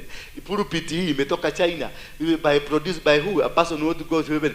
Mimi ambaye naenda heaven, sina akili hata moja ya kutengeneza kitu kimoja. Ya hizi vitu zote natumia hapa. Look at that now.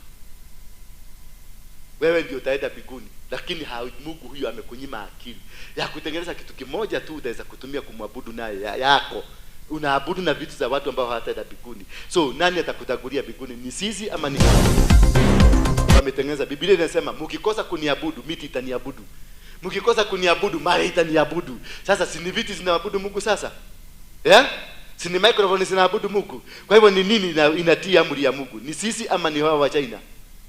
Basi wachani ubavu tunakuaga na watu wa China. Mtawakuta biguni wakitujengea barabara. Na mtakuta walifika kabla yenu na mnaanza na nyinyi mtafanya kazi ile mlivua. Kama hapa wewe ni mtumwa, hata ukienda kule utakuwa mtumwa. Kama wewe hapa ni poor, hata ukienda kule biguni you will still be poor. Life begins at conception. Mahali ulianzia laini yako, kama haujafanikiwa kupata kitu na ule mtu hajui Mungu, hajui Yesu, hajui Roho Mtakatifu, yeye ndiye kwa nini Roho Mtakatifu akamtumia kutengeneza gari hiyo unatembea, hiyo unaligia watu nayo? Kwa nini Mungu akamsaidia kutengeneza nyumba kama hii, wewe akakunyima akili? Kwani Mungu hajui kubalance maneno? Sasa huyu mtu ametumia kujenga hii dunia yote, atachomeka kwa sababu wewe unaenda biguni. Mtatengenezwa biguni yenu kado. Mtigadi kule kuo. Mfikirie sana. Ndio unasema wewe unaenda biguni. Biguni gani na hata hujaweza kushona hadi kachi. Kibeliti unaimport kutoka China.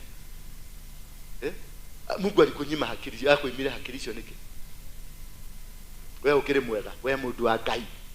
Wewe uradi matuine. Wewe kiumbe kia Ngai. Kindu kia bata. Kindu kiria Ngai yendete muno. Ndui nginya kibiriti no uthire kugira China. Toothpick peke yake lazima muende China na miti imetolewa hapa Kenya ikapelekwa China ikachogwa ikakuja sasa kama imechogwa na ilienda ikiwa mgogo. Watu wa Mungu, the heavenly bound people, mnalia ja atendie kidu ndire nikurarira mundu wa Ngai ni nyumba yakwa ndirahingirwo. Uri waigwa China China hingirwo nyumba wewe tondu ni uthiete China ri uriona machaina na kuma hingirwo nyumba? They don't. Na watu wa Mungu wa nyumba zinafungwa. Watu wa Mungu unaweka suruali mpaka kiraka. What is your relation? Do you have a relation with that God that you are talking? The God, the mighty God. The God that is the owner of the universe. The God that is the owner of everything. And you are the son. Wewe ni mtoto. Unasema ati wewe ni maskini ya Mungu. Mungu hana maskini. My father does not have any poor person. My father is the owner of silver and gold. So you have to have this revelation. You understand, you are alone. Uko alone wherever you are. You are alone. You are not with our Father. Me, I'm not poor. And I will never be poor. I will never. And even my children will never be poor. Why? Because I have an intimacy. I have a revelation with who? The God who is in heaven. The God who is the owner of silver and gold. If wewe hauna sasa roda, niko dorada nganagu, hauna chakula, and your father is the owner of silver, the owner of plants, the owner of rabbit, the owner of crocodile, the owner of snakes, the owner of everything that you can eat for food, na hapa noko dorada ati nyumba yako neko higo, hauna chakula, then you don't have an intimacy. Your father has everything. In the house, they say the soul of our father is full. Then why are you hungry? Why are you hungry? Why are you crying? Why you don't have anything? Bono nakaa nyumba ya mapati Nairobi. Bono nakaa nyumba ya matope Nairobi. Waliambia ukienda utabarikiwa. Ukirudi utabarikiwa. I'll bless your stores. Your barns will be blessed. Your pockets will be blessed. What happened with you? Hi. What happened? Do you have any answer for that? We don't have answers. But what you go, you find that we don't have a revelation. Because in the book of Genesis, chapter number 1, verse 26 and verse 27, and verse 27, it says, let us make man and a woman in our own image. In the likeness of God, man and a woman were created. Then he gave man dominion to control the birds of the air, the fish of the land, of the sea, and the plants of the land. Are you able to control? Ama you are controlled? Your house is built by plants, by materials from the earth. Your food must come from the sea or from the land. Bwana Yesu asifiwe sana. Oh, the plants will give you food. If you are given dominion and you are told to subdue the earth, why are you then crying? You don't understand your God. You don't understand that your God is a master. You don't understand your God is a provider. You don't understand your God is a master healer. You don't understand that you have a Father in heaven. That is why you are poor, because he gave you dominion and subdued the earth. That is why you don't understand anything that belongs to God. You don't understand the principles of heaven. You don't understand why God created you. Because if you understood why God created you, you will be standing up to do the will of God and to walk in the plan of God. Because every one of us walks in the plan of God. And the Bible in the book of 2 Timothy says what? That I got good plan. Plan not to destroy you, but plan to make you. Because God is a master. And he has made you masterpiece. So if you're a masterpiece, mbona ulikuja kuniangalia na macho ya huruma? Pastor wetu anihurumie. If yourself you're a masterpiece, what's a masterpiece? I know you have gone to school. A master's piece. You're a piece of a master. So a master, who is your master? And you're a piece of that master. Look at yourself now. Do you belong to that masterpiece? Are you a masterpiece? And if you're a masterpiece, are you a masterpiece of that master? Or you're a masterpiece of another master who does not exist on earth? Do you want to tell me, because in the likeness of God you are created. In the likeness of God you are.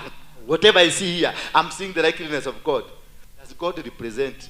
Do you represent? Or mambo yako yote, does it represent God? Kwa gaini hikagero nyumba. Mungu anafugia kwa nyumba. Mungu anaishiki nyumba ya kukomboa. Mungu anafaka kuya mtuba. And in the likeness of God, you are created in the image of God. So in the likeness means that you are walking as God. You are a God living here on earth, doing what he is. So if God is not living in a rented house, why are you living in a rented house? Why are you in a mutuba if God does not wear a mutuba? Why are you not having your business is not working if your God is in you? If in the likeness of God it is you, why is your business has failed? Have you ever heard the work of God failing anywhere? Umesikia kuna hiji Mungu ameshindwa kufanya? No. They say in all things, everything around you, all things, they work for the good of who? So everything that happens around you must work for the good because you love God. It is for the sake of God things will work. It is for the sake of God things will move. It is for the sake of God the enemies will be dispersed. It is for the sake of God the animals that are around you, the witches around you will be dispersed. Why? Because all things work for good. For whom? For those who love the Lord. Not for those who doesn't love. So when you see a Mochaina building a road, it is working for God. And then you see you complaining at the Mochaina amechinja pusi. Zika busi na maguruwe kwa barabara ameinua madhabahu na wewe hata jagadi hujaua ufanye madhabahu yako, then you are stupid. They are doing for good. For the who? For you who think you love the Lord. Bwana Yesu asifiwe sana. That is what we call an intimacy through what? Revelation. Because you have to have this revelation to understand, to know how God operates, how God knows things, how God moves. And number 2, faith-based intimacy. How does faith-based intimacy work? There are people that themselves, having a faith-based intimacy, the power of God is on their lives wherever they go. Those people who walk in faith, the power of God is in their body. Not outside the body, it is in them, in their body. So whatever he is working, the faith of God. When I came here, when we came and they rented this place, the kina chair lady, they wanted us to pick from that pillar. Hiyo ndio walikuwa nataka tuchukue. But when I came, there were files here. I asked the caretaker, can you also get this one? They told, yes, it's possible. Then I told them, bomoa. We didn't have money. Then they bomoed. Then we came here, we found another here. We found that line was also sealed, and that line was sealed. Then I asked, what is there? There are files. Bomoa. Can we bomoa? Bomoa. And we didn't have money. We just walked in faith. We just did all things in faith. Remember, at City Stadium, we were only 20 people, and the 10 people left us because of trying to come here. Kina Beatrice, one of the people who left us, Beatrice, because they could not imagine, tunashindwa kulipa kule, hapa tutawezaje kulipa. But because I walk in faith, because I believe my God will never shun on me, my God will never let me down, because he said, I will never forsake you nor leave you. Even if you be in a valley that is full of death, I'm still going to raise you up. I'm still going to defeat whoever that will come against you. And I wrote a check that had no money in the bank. A check of 1.5 million. 3 checks, 500, and I post-dated them consequently. And we didn't have sikwa. Then the questionnaires walikuwa na tuchesi kule. Tusabu tulikuwa tumeshindwa kulipa 35,000. Bwana Yesu sana. But by the time we started bomoing here, 5 million was in the account. And we paid here. Again, waiting as I announced to people that we have found a place. Somebody from Japan calls me. He told me, usiweke viti ya plastic kwa nyumba ya Mungu. And I had. Now, that was the plan we had, to bring the plastic seats. Because I counted, I can see, hapa tunahitaji 1,000 seats. Where will I going to get the money for that? Immediately, it was a known number. And they told me, I'm from Japan, Tokyo. Then I immediately, kaka kidogo kaniambia, go to a go down, fulani, go pick the seats. And I didn't have money for that. That is kind of called faith-based intimacy, that myself, I'm faith-walking body. Wherever I go, I have the faith. Whatever I do, I have the faith. Whatever I move, I have the faith, because I have been grounded in the power of God. I have been grounded in the seasonings of God. I've been grounded to be able to tap. When God is speaking, the season has come. So always God has revealed to me, and he has given them faith to be able to know the season has come. So whenever the season comes, I jump into the season. Nothing wrong would happen. And when the season of crusade started, we jumped into it. Are you seeing fruits? Yes. You must get into the season. And this season is only faith-based. You must have the faith. You must have intimacy with God on faith. So your body is transcended and made to become a faith. Your body becomes a faith by itself. I will tell you, we are going to Mombasa tomorrow. That tutakutana na private jet. Just prepare for that. We shall go. I'm telling you that you are this week. Just go prepare, because I know my God has never failed me. I have faith, and my faith is preparing me. My faith is taking me where I need. I only need to tell my father I want to go to Canada. He will prepare everything for me to go to Canada. When I wanted to go to Europe, I told God I want to go to Europe, and I gave him I want to go to 10 nations in Europe, just a tour, not to preach, just a tour. And he granted me. When I said, so there are people you don't fight. There are people amongst you don't fight. Just look at those people and understand them. Once you understand them, kuna watu unaweza kupigana nao wakumalize. They don't talk, they will just keep quiet and go. And that is the end of you. Na akienda atakwenda akiongea na Mungu, akiambia Mungu, this man, kwa nini Mungu umekubali hawa watu wanitusi? Kwa nini Mungu hawa watu wamenitusi? Mimi sijawatusi. Mimi sijaongea ubaya wao. Mimi sijaongea kitu kibaya na hao. Mungu, I have reported. Now God will send a messenger. Go, the CID from heaven will be sent to come and investigate. Is it true? Huyu mjamaa alitukanwa. They find it. Then the CID will give a report. These people need to be arrested, taken to court. The court of where? The court of heaven. So if people abuse you like me, just abuse me. Unananga nikijibu? I don't. Just go ahead and do it. But give yourself 3 months. You will give us a report. I will not talk to you. I will not even want to associate with you. Atakutana God, how are you? Yeah, just look at it. Hug me. Oh, God. You're such a wonder. God, but I know inside I have prosecuted a case in heaven. I'll be working with you. I'll be taking you lunch. Serena kula tunakula. I know CID wanakufanyia uchunguzi. So don't joke. There are people you don't joke with. There are people you don't try to fight. There are people you don't try to do anything. You just stand and leave it to God. You do exactly what you are supposed to do. I have lived here for about tumekuwa na nyinyi. I've never mentioned to you that Serena has ever been sick. I've never. Even some of my relatives, they didn't know. Until nikakuja, wakati she said so, I came to the podium. God told me, stop doing anything. Pray for her life. Simple as that. And whatever I speak here, I don't speak because I had planned. I speak because the Holy Spirit has guided me to do so. Any word I will tell you, it is not my plan. It is not my arrangement. It's the Lord, the Spirit will tell me, say this. And whatever I say, I will say because the Spirit knows there what is happening. And why I was praying, ukisikiliza how I prayed towards her, there is a reasoning of God towards that prayer. There is another step that will happen. There is something that will happen, not very far, very soon. And this is because of the prayer. We did that because the prayer was guided. So what you need to understand, how I prayed. Look at how I prayed. Listen to how I prayed. That is a guided prayer.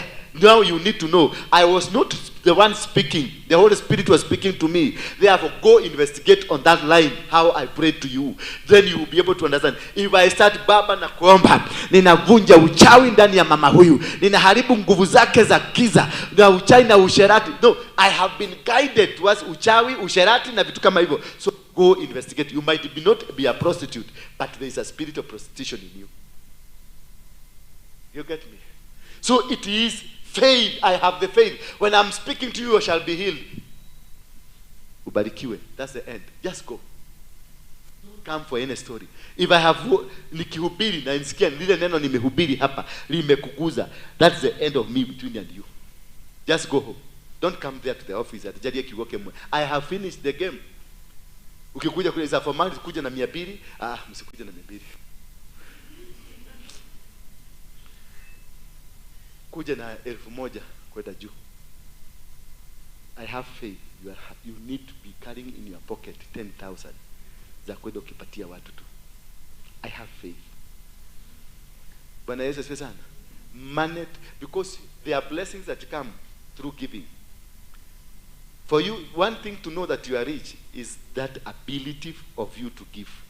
If you don't have an ability to give, you are poor. Hata ukiwa na mamilioni kwa account, if you don't have ability to give, and this is a gift, that ability is a gift from heaven, and this gift opens for you many doors. When you give, doors will open. Those people who receive, and that's so normally I never tell you, don't receive money from me. Don't learn always to receive. Tupatie. You are pouring a curse upon you. I'm tightening any blessing against you. Anything ninakufungia, because God is blessing me more. God will give me more because my hand has been releasing. So what I did, ile ingekuja kwako inatumwa kwangu, ile ingekuja kwako inatumwa kwangu, because tuko na maroda wengi wanahitaji msaada, and then these people will be directed to me because I'm trusted in heaven. Because the 1,000 that was given to you, ulipatiwa hapa, ukatoka pale ukakutana na chakula wangapi? Wawili. Wakakuomba, madam, tununulie chakula, na ulikuwa na 1,000. Sio yako, it's not your sweat. Kama pia wewe kwenda utaenda madam ni polisi, na ukaenda. God was watching. That is why he gave you 1,000 and prepared the receivers. Then the receivers were not blessed. The receivers didn't get it. Now what will do? You are mistrusted. You will not receive it. Now this will be shifted to who? Huyu alikuwa amepatiwa na elfu yake moja, akaweza akapatia watu na ikaisha. Sasa huyu kwa sababu ameonekana ni trusted, itachukuliwa, yeye atachukuliwa, isemekane lot yako ipatiwane, wewe urudishwe klasi ya shida. Utaenda hiyo shida hiyo ilikuwa na watoto, itakuja kwa watoto wako ama kwako. Sasa utakuliwa na shida vizuri, because you are in class, you be trained, you be made pure. Ukitoka huko utakuwa ukiuliza, who wants to be helped? Naye wote wakusaidiwa already waliondolewa. So utakusoguka peke yako mpaka unaongea na ubwa, do you need food? At the squeeze nasikiaga ku bless animals because the people you are meant to bless have been removed from you. Again now you have to go again to seek God to help you bring those people back, because already they have been put into a territory, and in that territory they are comfortable, they are living there. That is why many people in church have suffered to become poorer before they came here, because wakati mlikuwa mnakunywa pombe zenu mlikuwa mnanunuliaga mapobe. When I used to drink, mesa yangu ilikuwa inachafuliwa. Bwana Yesu asifiwe sana. Unakuta ni pombe Jack Daniel, lakini unakuta ni chupa ya Jack Daniel ni ngapi? Ni kama 50 zimejaa huko. Pombe ya karibu 10,000, 50,000 imejaa kwa meza. Why? Na wakati nilikuwa naingia kwa bar nilikuwa nasema patia kila mtu moja moja. Patia nini? Kila mtu moja moja. Lakini wakati nilikuja kanisani, hata kuna msemo mmoja hapa alikufiwa na bibi nani na mtoto yake. Bibi ni wa kanisa, kwanza ni wale wa kitambaa ya blue. Ni wa kanisa katikati, yule bibi wanajulikana kabisa. Wakaambiwa mzee, akaambiwa mzee ni mlevi. Yeye akaenda kutafuta pesa na mama aende atafute pesa. Mama alikuja na shilingi 6,000. Mzee alikuja na 600,000 shilingi kutoka kwa baba. Sasa ataka kanisa unafaa kwenda, ujiulize tu, ni kanisa gani? Ni hii hapa ama ni hii ya shilingi 6,000? Ni hapa. Kwa sababu kule kuna reason, kuna upendo, na kule kuna Mungu kuliko hapa. Hawa ni manafiki, wametoa shilingi 100. Wewe shilingi 100 na wewe unajua gharama ya mazishi. Una shilingi 100 na unajua gharama ya mazishi. Unajua saduku yenyewe ni pesa mingi. Unajua what has happened, it was not a planned thing, ni kitu tu kimekuja kwa ghafla. Alafu unaandika kwa kitabu shilingi 100, na ule mwenye mazishi aliandika kwa kitabu shilingi 20,000, ndio at least mtumie akili mkuja juu. Alafu unaandika shilingi 150.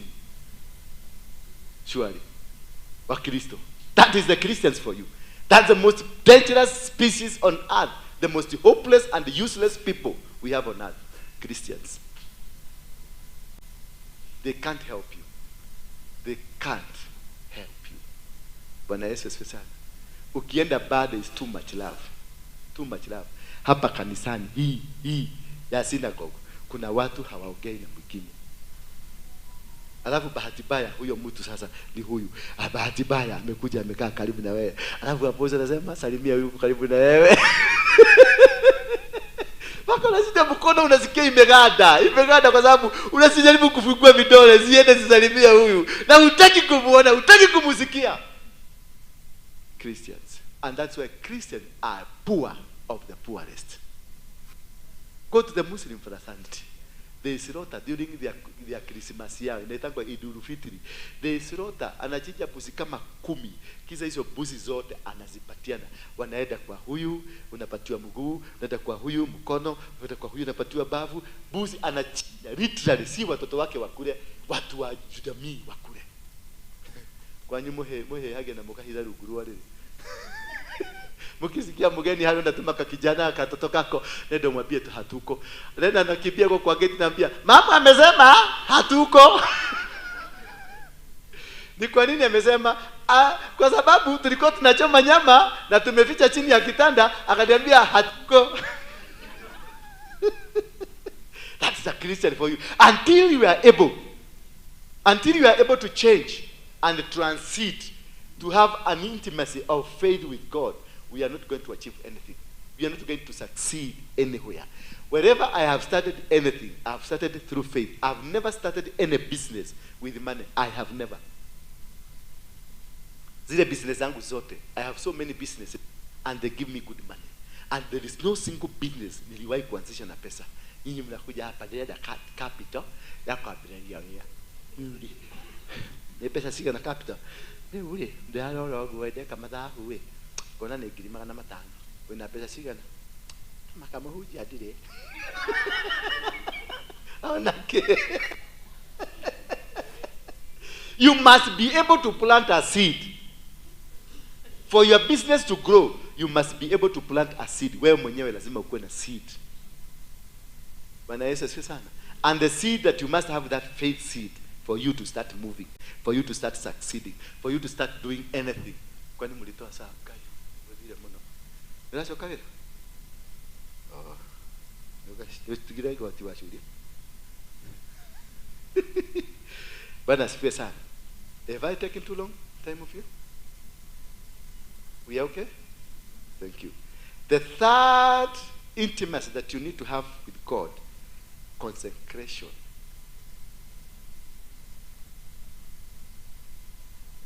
You've heard the people with faith, they just bring in God by having that faith. You don't need to pray. Those people, they don't pray a lot. They just Mungu anakujanga because God pays in that faith. He's looking for you. How are you able to cross that bridge? You have the faith. God will hold you. This man called Peter, he was called by Jesus. And then what happened? As he came, God told him, come. He walked on water. But the faith, ikapungua kidogo, he started sinking. Why? God is watching. How are you coming? He has promised you become. God is monitoring you. God has said you are going to become a man of God, a woman of God. God is watching over you. God said that He's going to promote you, take you to another country. God is watching over you. The day He pronounced it, He started watching over your faith. Because He told you these things when you didn't have any food to eat. Therefore, to be consecrated or consecration through the intimacy through consecration, those who pray for, these are the people who pray for hours, who fast, who separate themselves from other people so that they can have a relationship, to have a time to go and listen.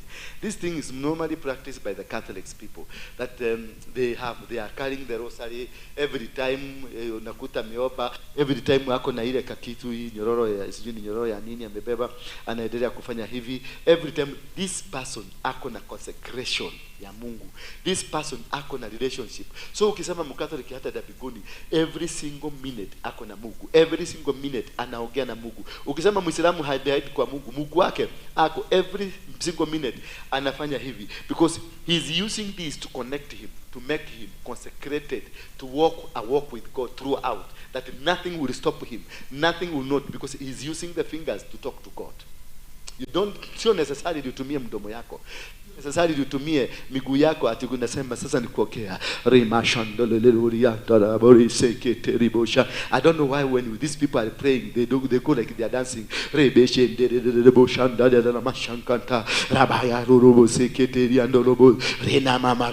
Not necessarily use your mouth, not necessarily use your legs. You can speak to God through the hand.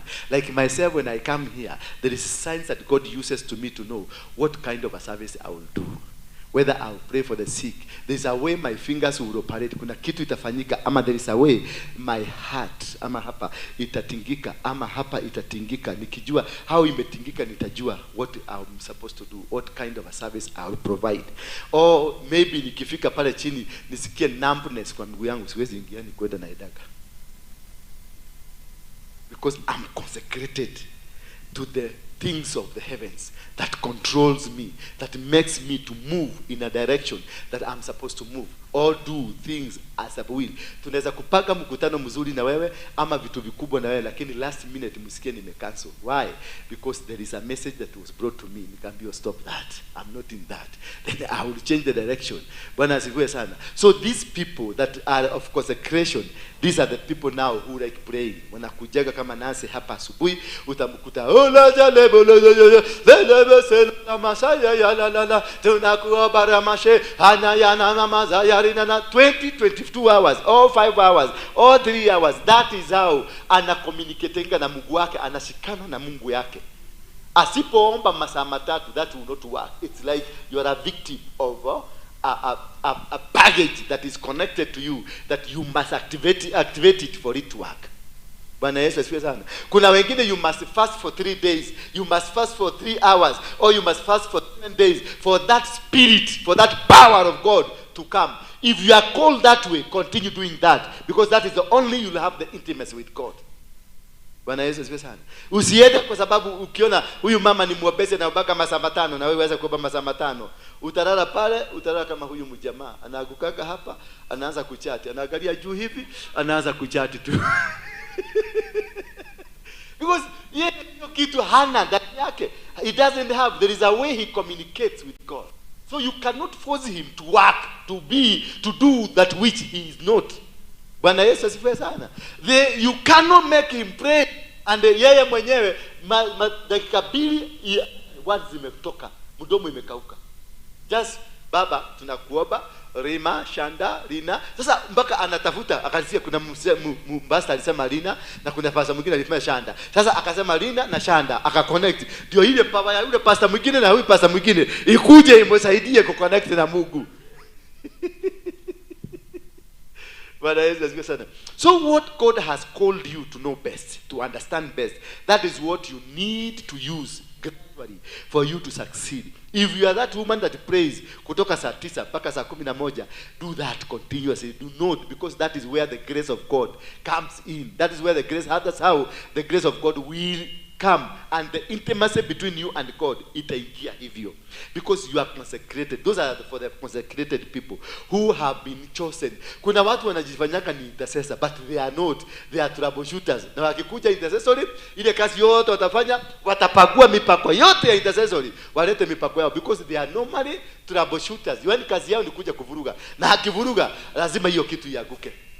So you must understand, unamjua tu. Na mkiona ndugu kama huyo anakuwa na maana hiyo, sasa yeye wake mwambie, wewe mama ama wewe baba, wewe si intercessor, wewe unafaa kuwa mwinjilisti, because kuna kitu kibaya, hakuna kitu kibaya ulete mwinjilisti katika maombi. Mtavurugwa. Na si kupenda kwake, lazima atawavuruga. Na lazima mtatii. Na mkienda kuongea mnakuta amegeuza, mmemwambia kwa sababu ako na intimacy ingine. Yake inakuja through faith, ama yake inakuja through what? The first one? The revelation. Labda amepata ufunuo. Na hiyo ufunuo amepata ya kanisa ingine ya nganga, lakini sasa ametransform imekuwa ya hapa. Sasa mtavurugwa hapa, mkiambiwa hapa kuna kifo inakuja. Na mnaanza sasa kuombea kifo, na hakuna kifo. Mnaanza kukaza, ala kamala, reaka tunafuka kifo. Tunafuka kifo gani? Mumeotolewa, mlikuwa mfight Githurai. Mlikuwa mdirect maombi yenu Githurai, mumetolewa, mumeambiwa kuna kifo. Hallelujah. Sele mashanda. Nimeona kifo. Nimeona watu kama 6 wamekufa. Shikita ya raba.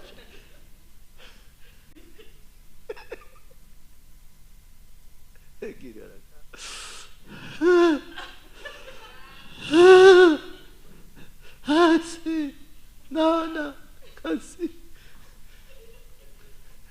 Hiyo inatakwa ujika ya kiroho.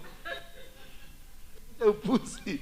Wacha kuhadaa watu hapa. Ati roho wanaongea. Ni wewe unaongea, lakini kwa sababu umekula ugali na labda uko na njaa na unakuaga na ulcers ya njaa. Sasa ulcers zikiamuka, unaanza kutetemesha mikono hapa. Watu wanafikiria ni Mungu anaongea na ni ukora, ni ujanja. Kuna ka statement unataka kufix ndio watu wakujue wewe ni nani.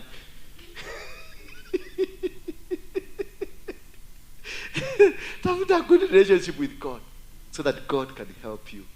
May we rise.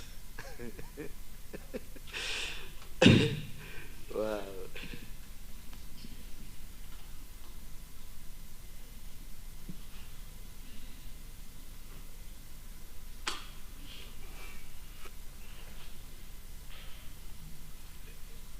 Wewe nitoa sadaka wacha kuchekacheka hapa ovyo ovyo. Come to worship. Lower the voice, watu wameingia kazini. Lower the sound. Alafu hii sound muitengeneze irudishwe venye ilikuwa. It is not the way it was supposed. The setting is not okay. That you see you are struggling to maintain the balancing. Kujeni tu wekeleeni. Unajua lazima sasa nimezoea kuambianga wekeleeni.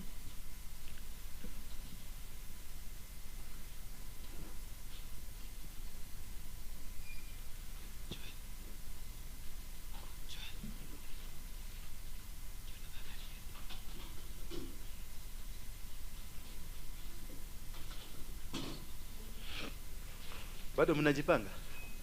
Where were you all this time? Keyboard man. Just come closer. I want us to pray together.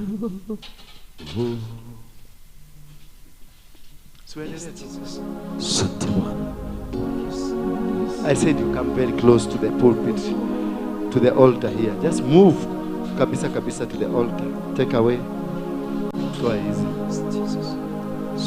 I bless these sacrifices. The offering, I bless them in the mighty name of Jesus Christ.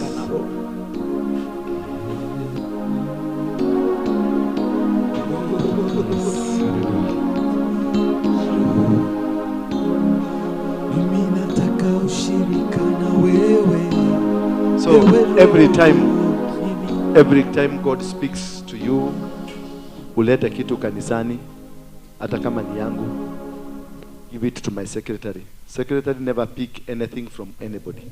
Do you get me? Mtu akikuletea mwambie kuja wekelee hapa. This only, there are people mandated. There are people mandated. Only people mandated to do that.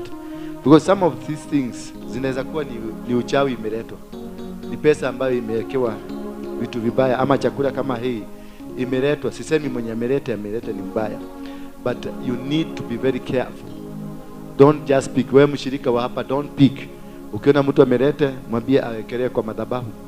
Every worker, any other worker ambao tunafanya nayo hakina buju, don't touch. Even if you are an usher, don't touch. Mwambie awekelee kwenye madhabahu. Ikiwekelewa hapa, kuna venye Mungu anaishughulikia. Bwana Yesu asifiwe sana. Umesikia? Buju umesikia? Don't touch, don't pick it, don't take it anywhere. Nimepata ufunuo. Hallelujah. Nimepata ufunuo, kuna kitu itatumwa, itakuja kwa njia hiyo. So avoid anything imeletwa kwa madhabahu. Don't touch. Did you get me? Wajuaji wa kanisa hii, mumenisikia? Don't. Yes, not even David. Not even Beatrice. Beatrice juzi alinunua nikiwa hana hiyo. Ulipatiwa kamia. Na ndio kanafanyaga uaguke, na watu wengine wanasema uko na tumor. Ndio maana unaanguka ovyo ovyo. Na wao ndio wamekoroga. Wanataka utoke ndio uwe ma resident pastor. Magerotoma. Wanasema ndio uko na tumor, ati uko na nini. Sasa why do you pray for a person hata kama hako nayo? Ulimweka ni yako. Amekuuliza umsaidie kubeba? Arogi haya. Hiyo uchawi, huyo warogi. Tamahoyagire imehere huko. Mutika mahoyere mehere. Tumahoyere maikare kumone uri andu marathimagwo. Ndiguo mweneke uri andu marathimagwo. Nigetha amenye kinwa yaku, gikinwa kiu gitigaguteithia. Hiyo mdo miki. Sasa Beatrice, wacha nikwambie, hautoki hapa. Hapa hautoki. Walinipiga vita kwa sababu ya Beatrice. Wamenipeleka mpaka polisi. Wakasema nimerepu kasichana. OCS aliwauliza kasichana kako wapi? Ati kako shule. Kalienda shule aje na kamerepiwa, ndeni mukalete. Tumelete picha ya msichana mwenye alirepiwa. Lakini wakaambia OCS za OCS, hata wachana na hiyo maneno miki. Ile kitu tunataka tunataka tuende ufuge hiyo kanisa. Kwa nini? Huyu pastor hataki kusikia watu. Tumemwambia kuna mama hapo aliweka akakuwa arrested pastor, anampenda. Imagine huyo ya polisi. Ati anampenda na tunaona ni kama wanafanyaga kitendo ya gono. Wakamuuliza sasa, basi niite pastor na nyinyi mkae hapa tuongee. Wakasema hapana, wewe ongea. Huyo pastor si unamjua? Huyo akijua ni sisi vichwa zimeenda.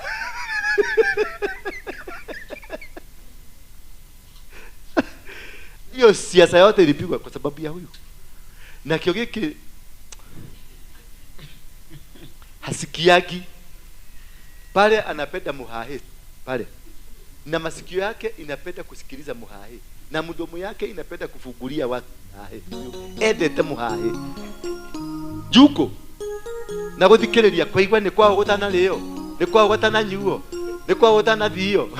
No mutumio cio nani akireba ta ruhe mutumio ngi hora datikire ohete ya mukurino tikireba ohete ni gitamba ya ohete akeruta dagirage na mimi nikamwambia kwa sababu nilimwambia kuijaga pale unatengeneza chakula tunakula pale na makachai unanitengenezea kwa sababu Mungu ndiye aliniambia nimpatie responsibility. Sijui kule Mungu anataka kumpeleka, sijui ndagirage atereire thiko cigana ona ndakireba ararutire kireba tondu ni arwa si akikoja ili tuhakiri ni kuku ukuna kitu ya maana unafikiria tu ukiniona na roda kwa gari asio madhieko wameenda wapi?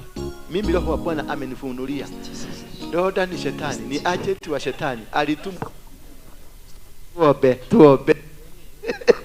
Na wewe uko na shida tu bwana, kumaka usiku na mchana. Siombe tu iondoke hiyo maneno iondoke. Bwana Yesu asiwe sana. Kwa hivyo kama unataka kusurvive hapa, masikio yako ufuke. And I'm warning you for the last time. Beatrice, nini niko kufastia? Niko kweherera ukuona thina utari wona. Ukurogota mana tadi goko farafara. Todo ugo nigo makubangire.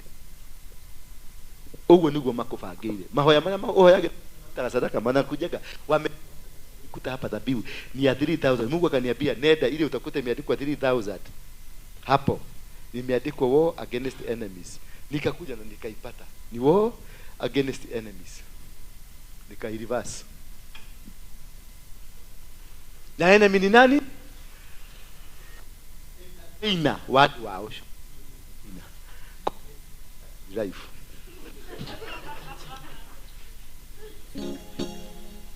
Wakimumalizia hapa, akikuja hapa, nyimbo bi anatoa ulimi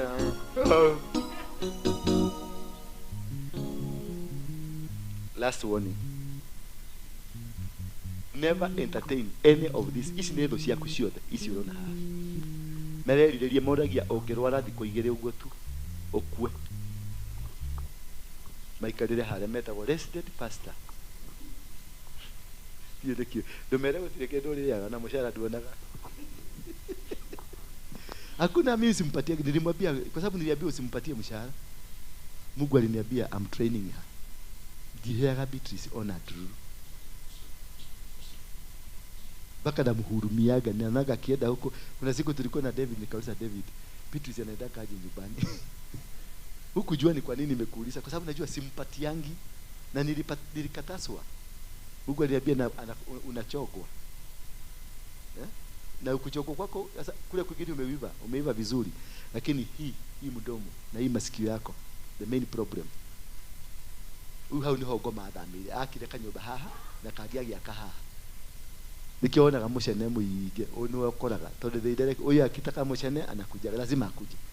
Huyu akitaka kuona kama mucene kadogo unakuta you are attracted, imekushika tu automatically, hata si kupenda kwake anajikuta tu kwa sababu una attraction ya watu wa mucene. Hizi ndio ciaku Beatrice. Daudi ni maadui. Umesikia? Hata mimi ni adui yako. Mimi ni binadamu tu, kuna kakitu kataniziuka. Nikiona umeinuka sana, kuna kakitu katajezekeka kwangu. Sana modo utaleta kuongera. Nimeanza vita nawe. Kwani adui ya Josefu alikuwa nani?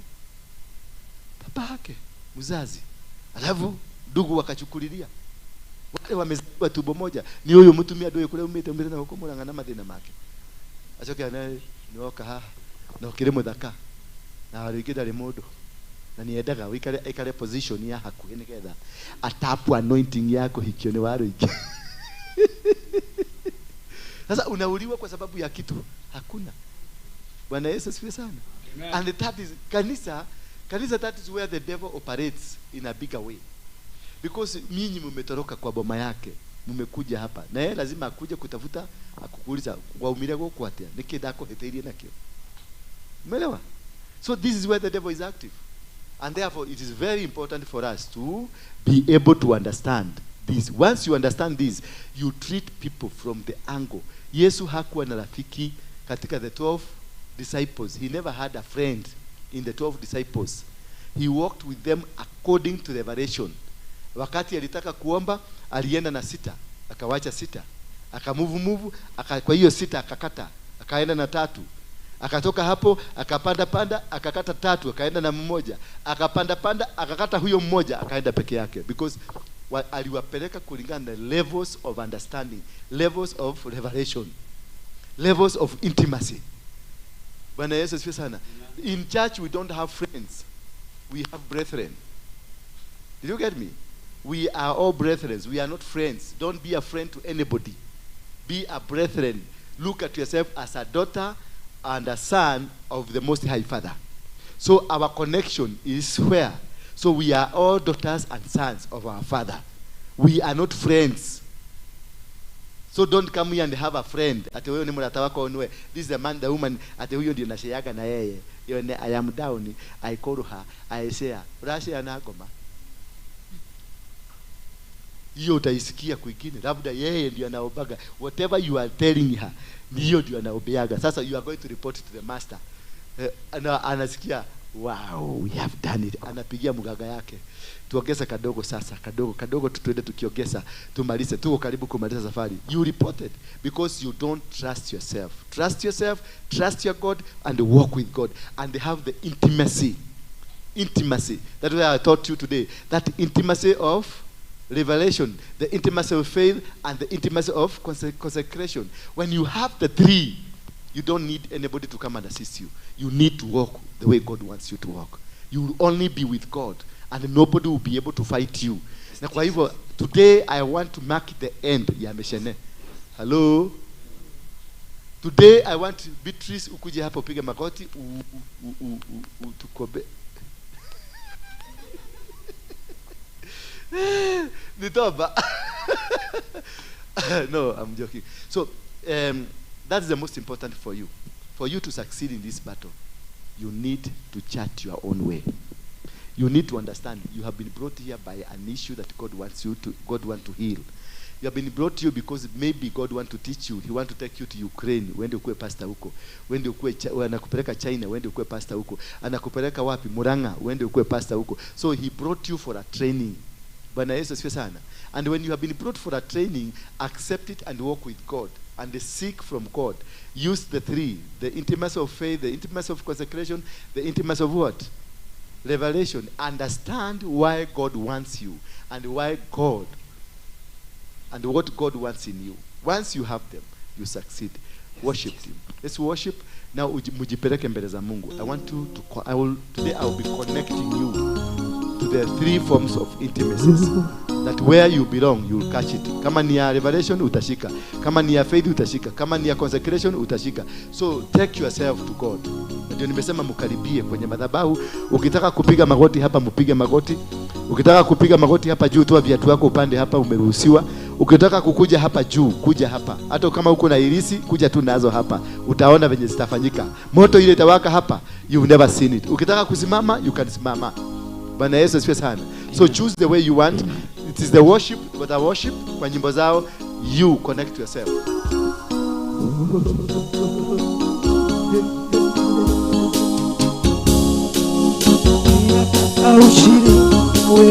Wewe Roho, mimi nataka ushirika na wewe. Nataka ushirika na wewe.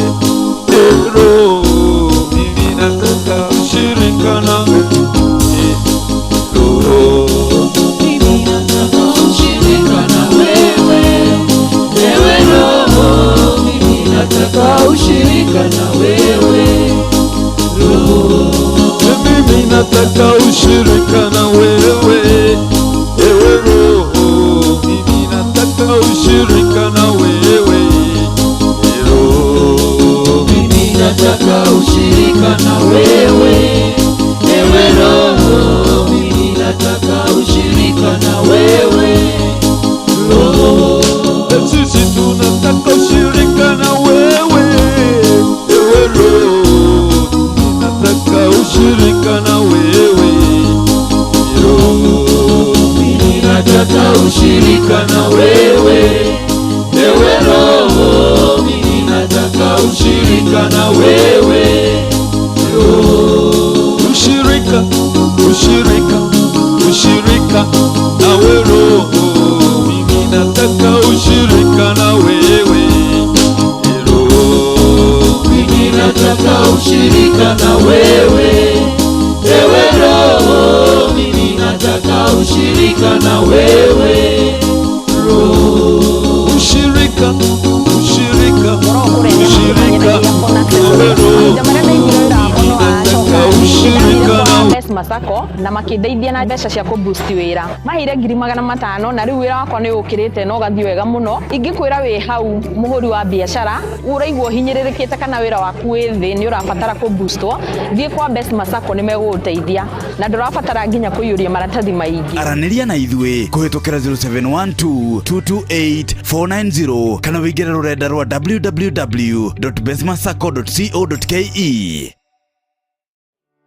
Hihi ni we atĩ no ũheo ngombo ya kuma 10,000 nginyagia 100,000 weyandĩkithia na Best Masako. Gũtirĩ kĩndũ kana mũndũ ũretio wa kũrũgamĩrĩra ngombo yaku. Wĩyandĩkithie, wĩigĩre, no ũheo ngombo ya hau hau, ũcoke ũrĩhage kahora kahora. Best Masako, reke tũgũteithĩrĩrie gũkũria biacara, ona kana kũgũra mũgũnda, ngari na macini cia wĩra. Ngoro kũrĩa nyama kĩmanyendagia phone accessories mahinda marĩa ndaiguire wĩra wakwa no acoka thĩ nĩ ndathire kwa Best Masako na makindeithia na mbeca cia kubusti wira mahire 500,000 na riu wira wakwa ni ukirite no gathi wega muno. Araniria na ithui kuhitukira 0712-228-490 kana wingire rurenda rwa www.bestmasako.co.ke.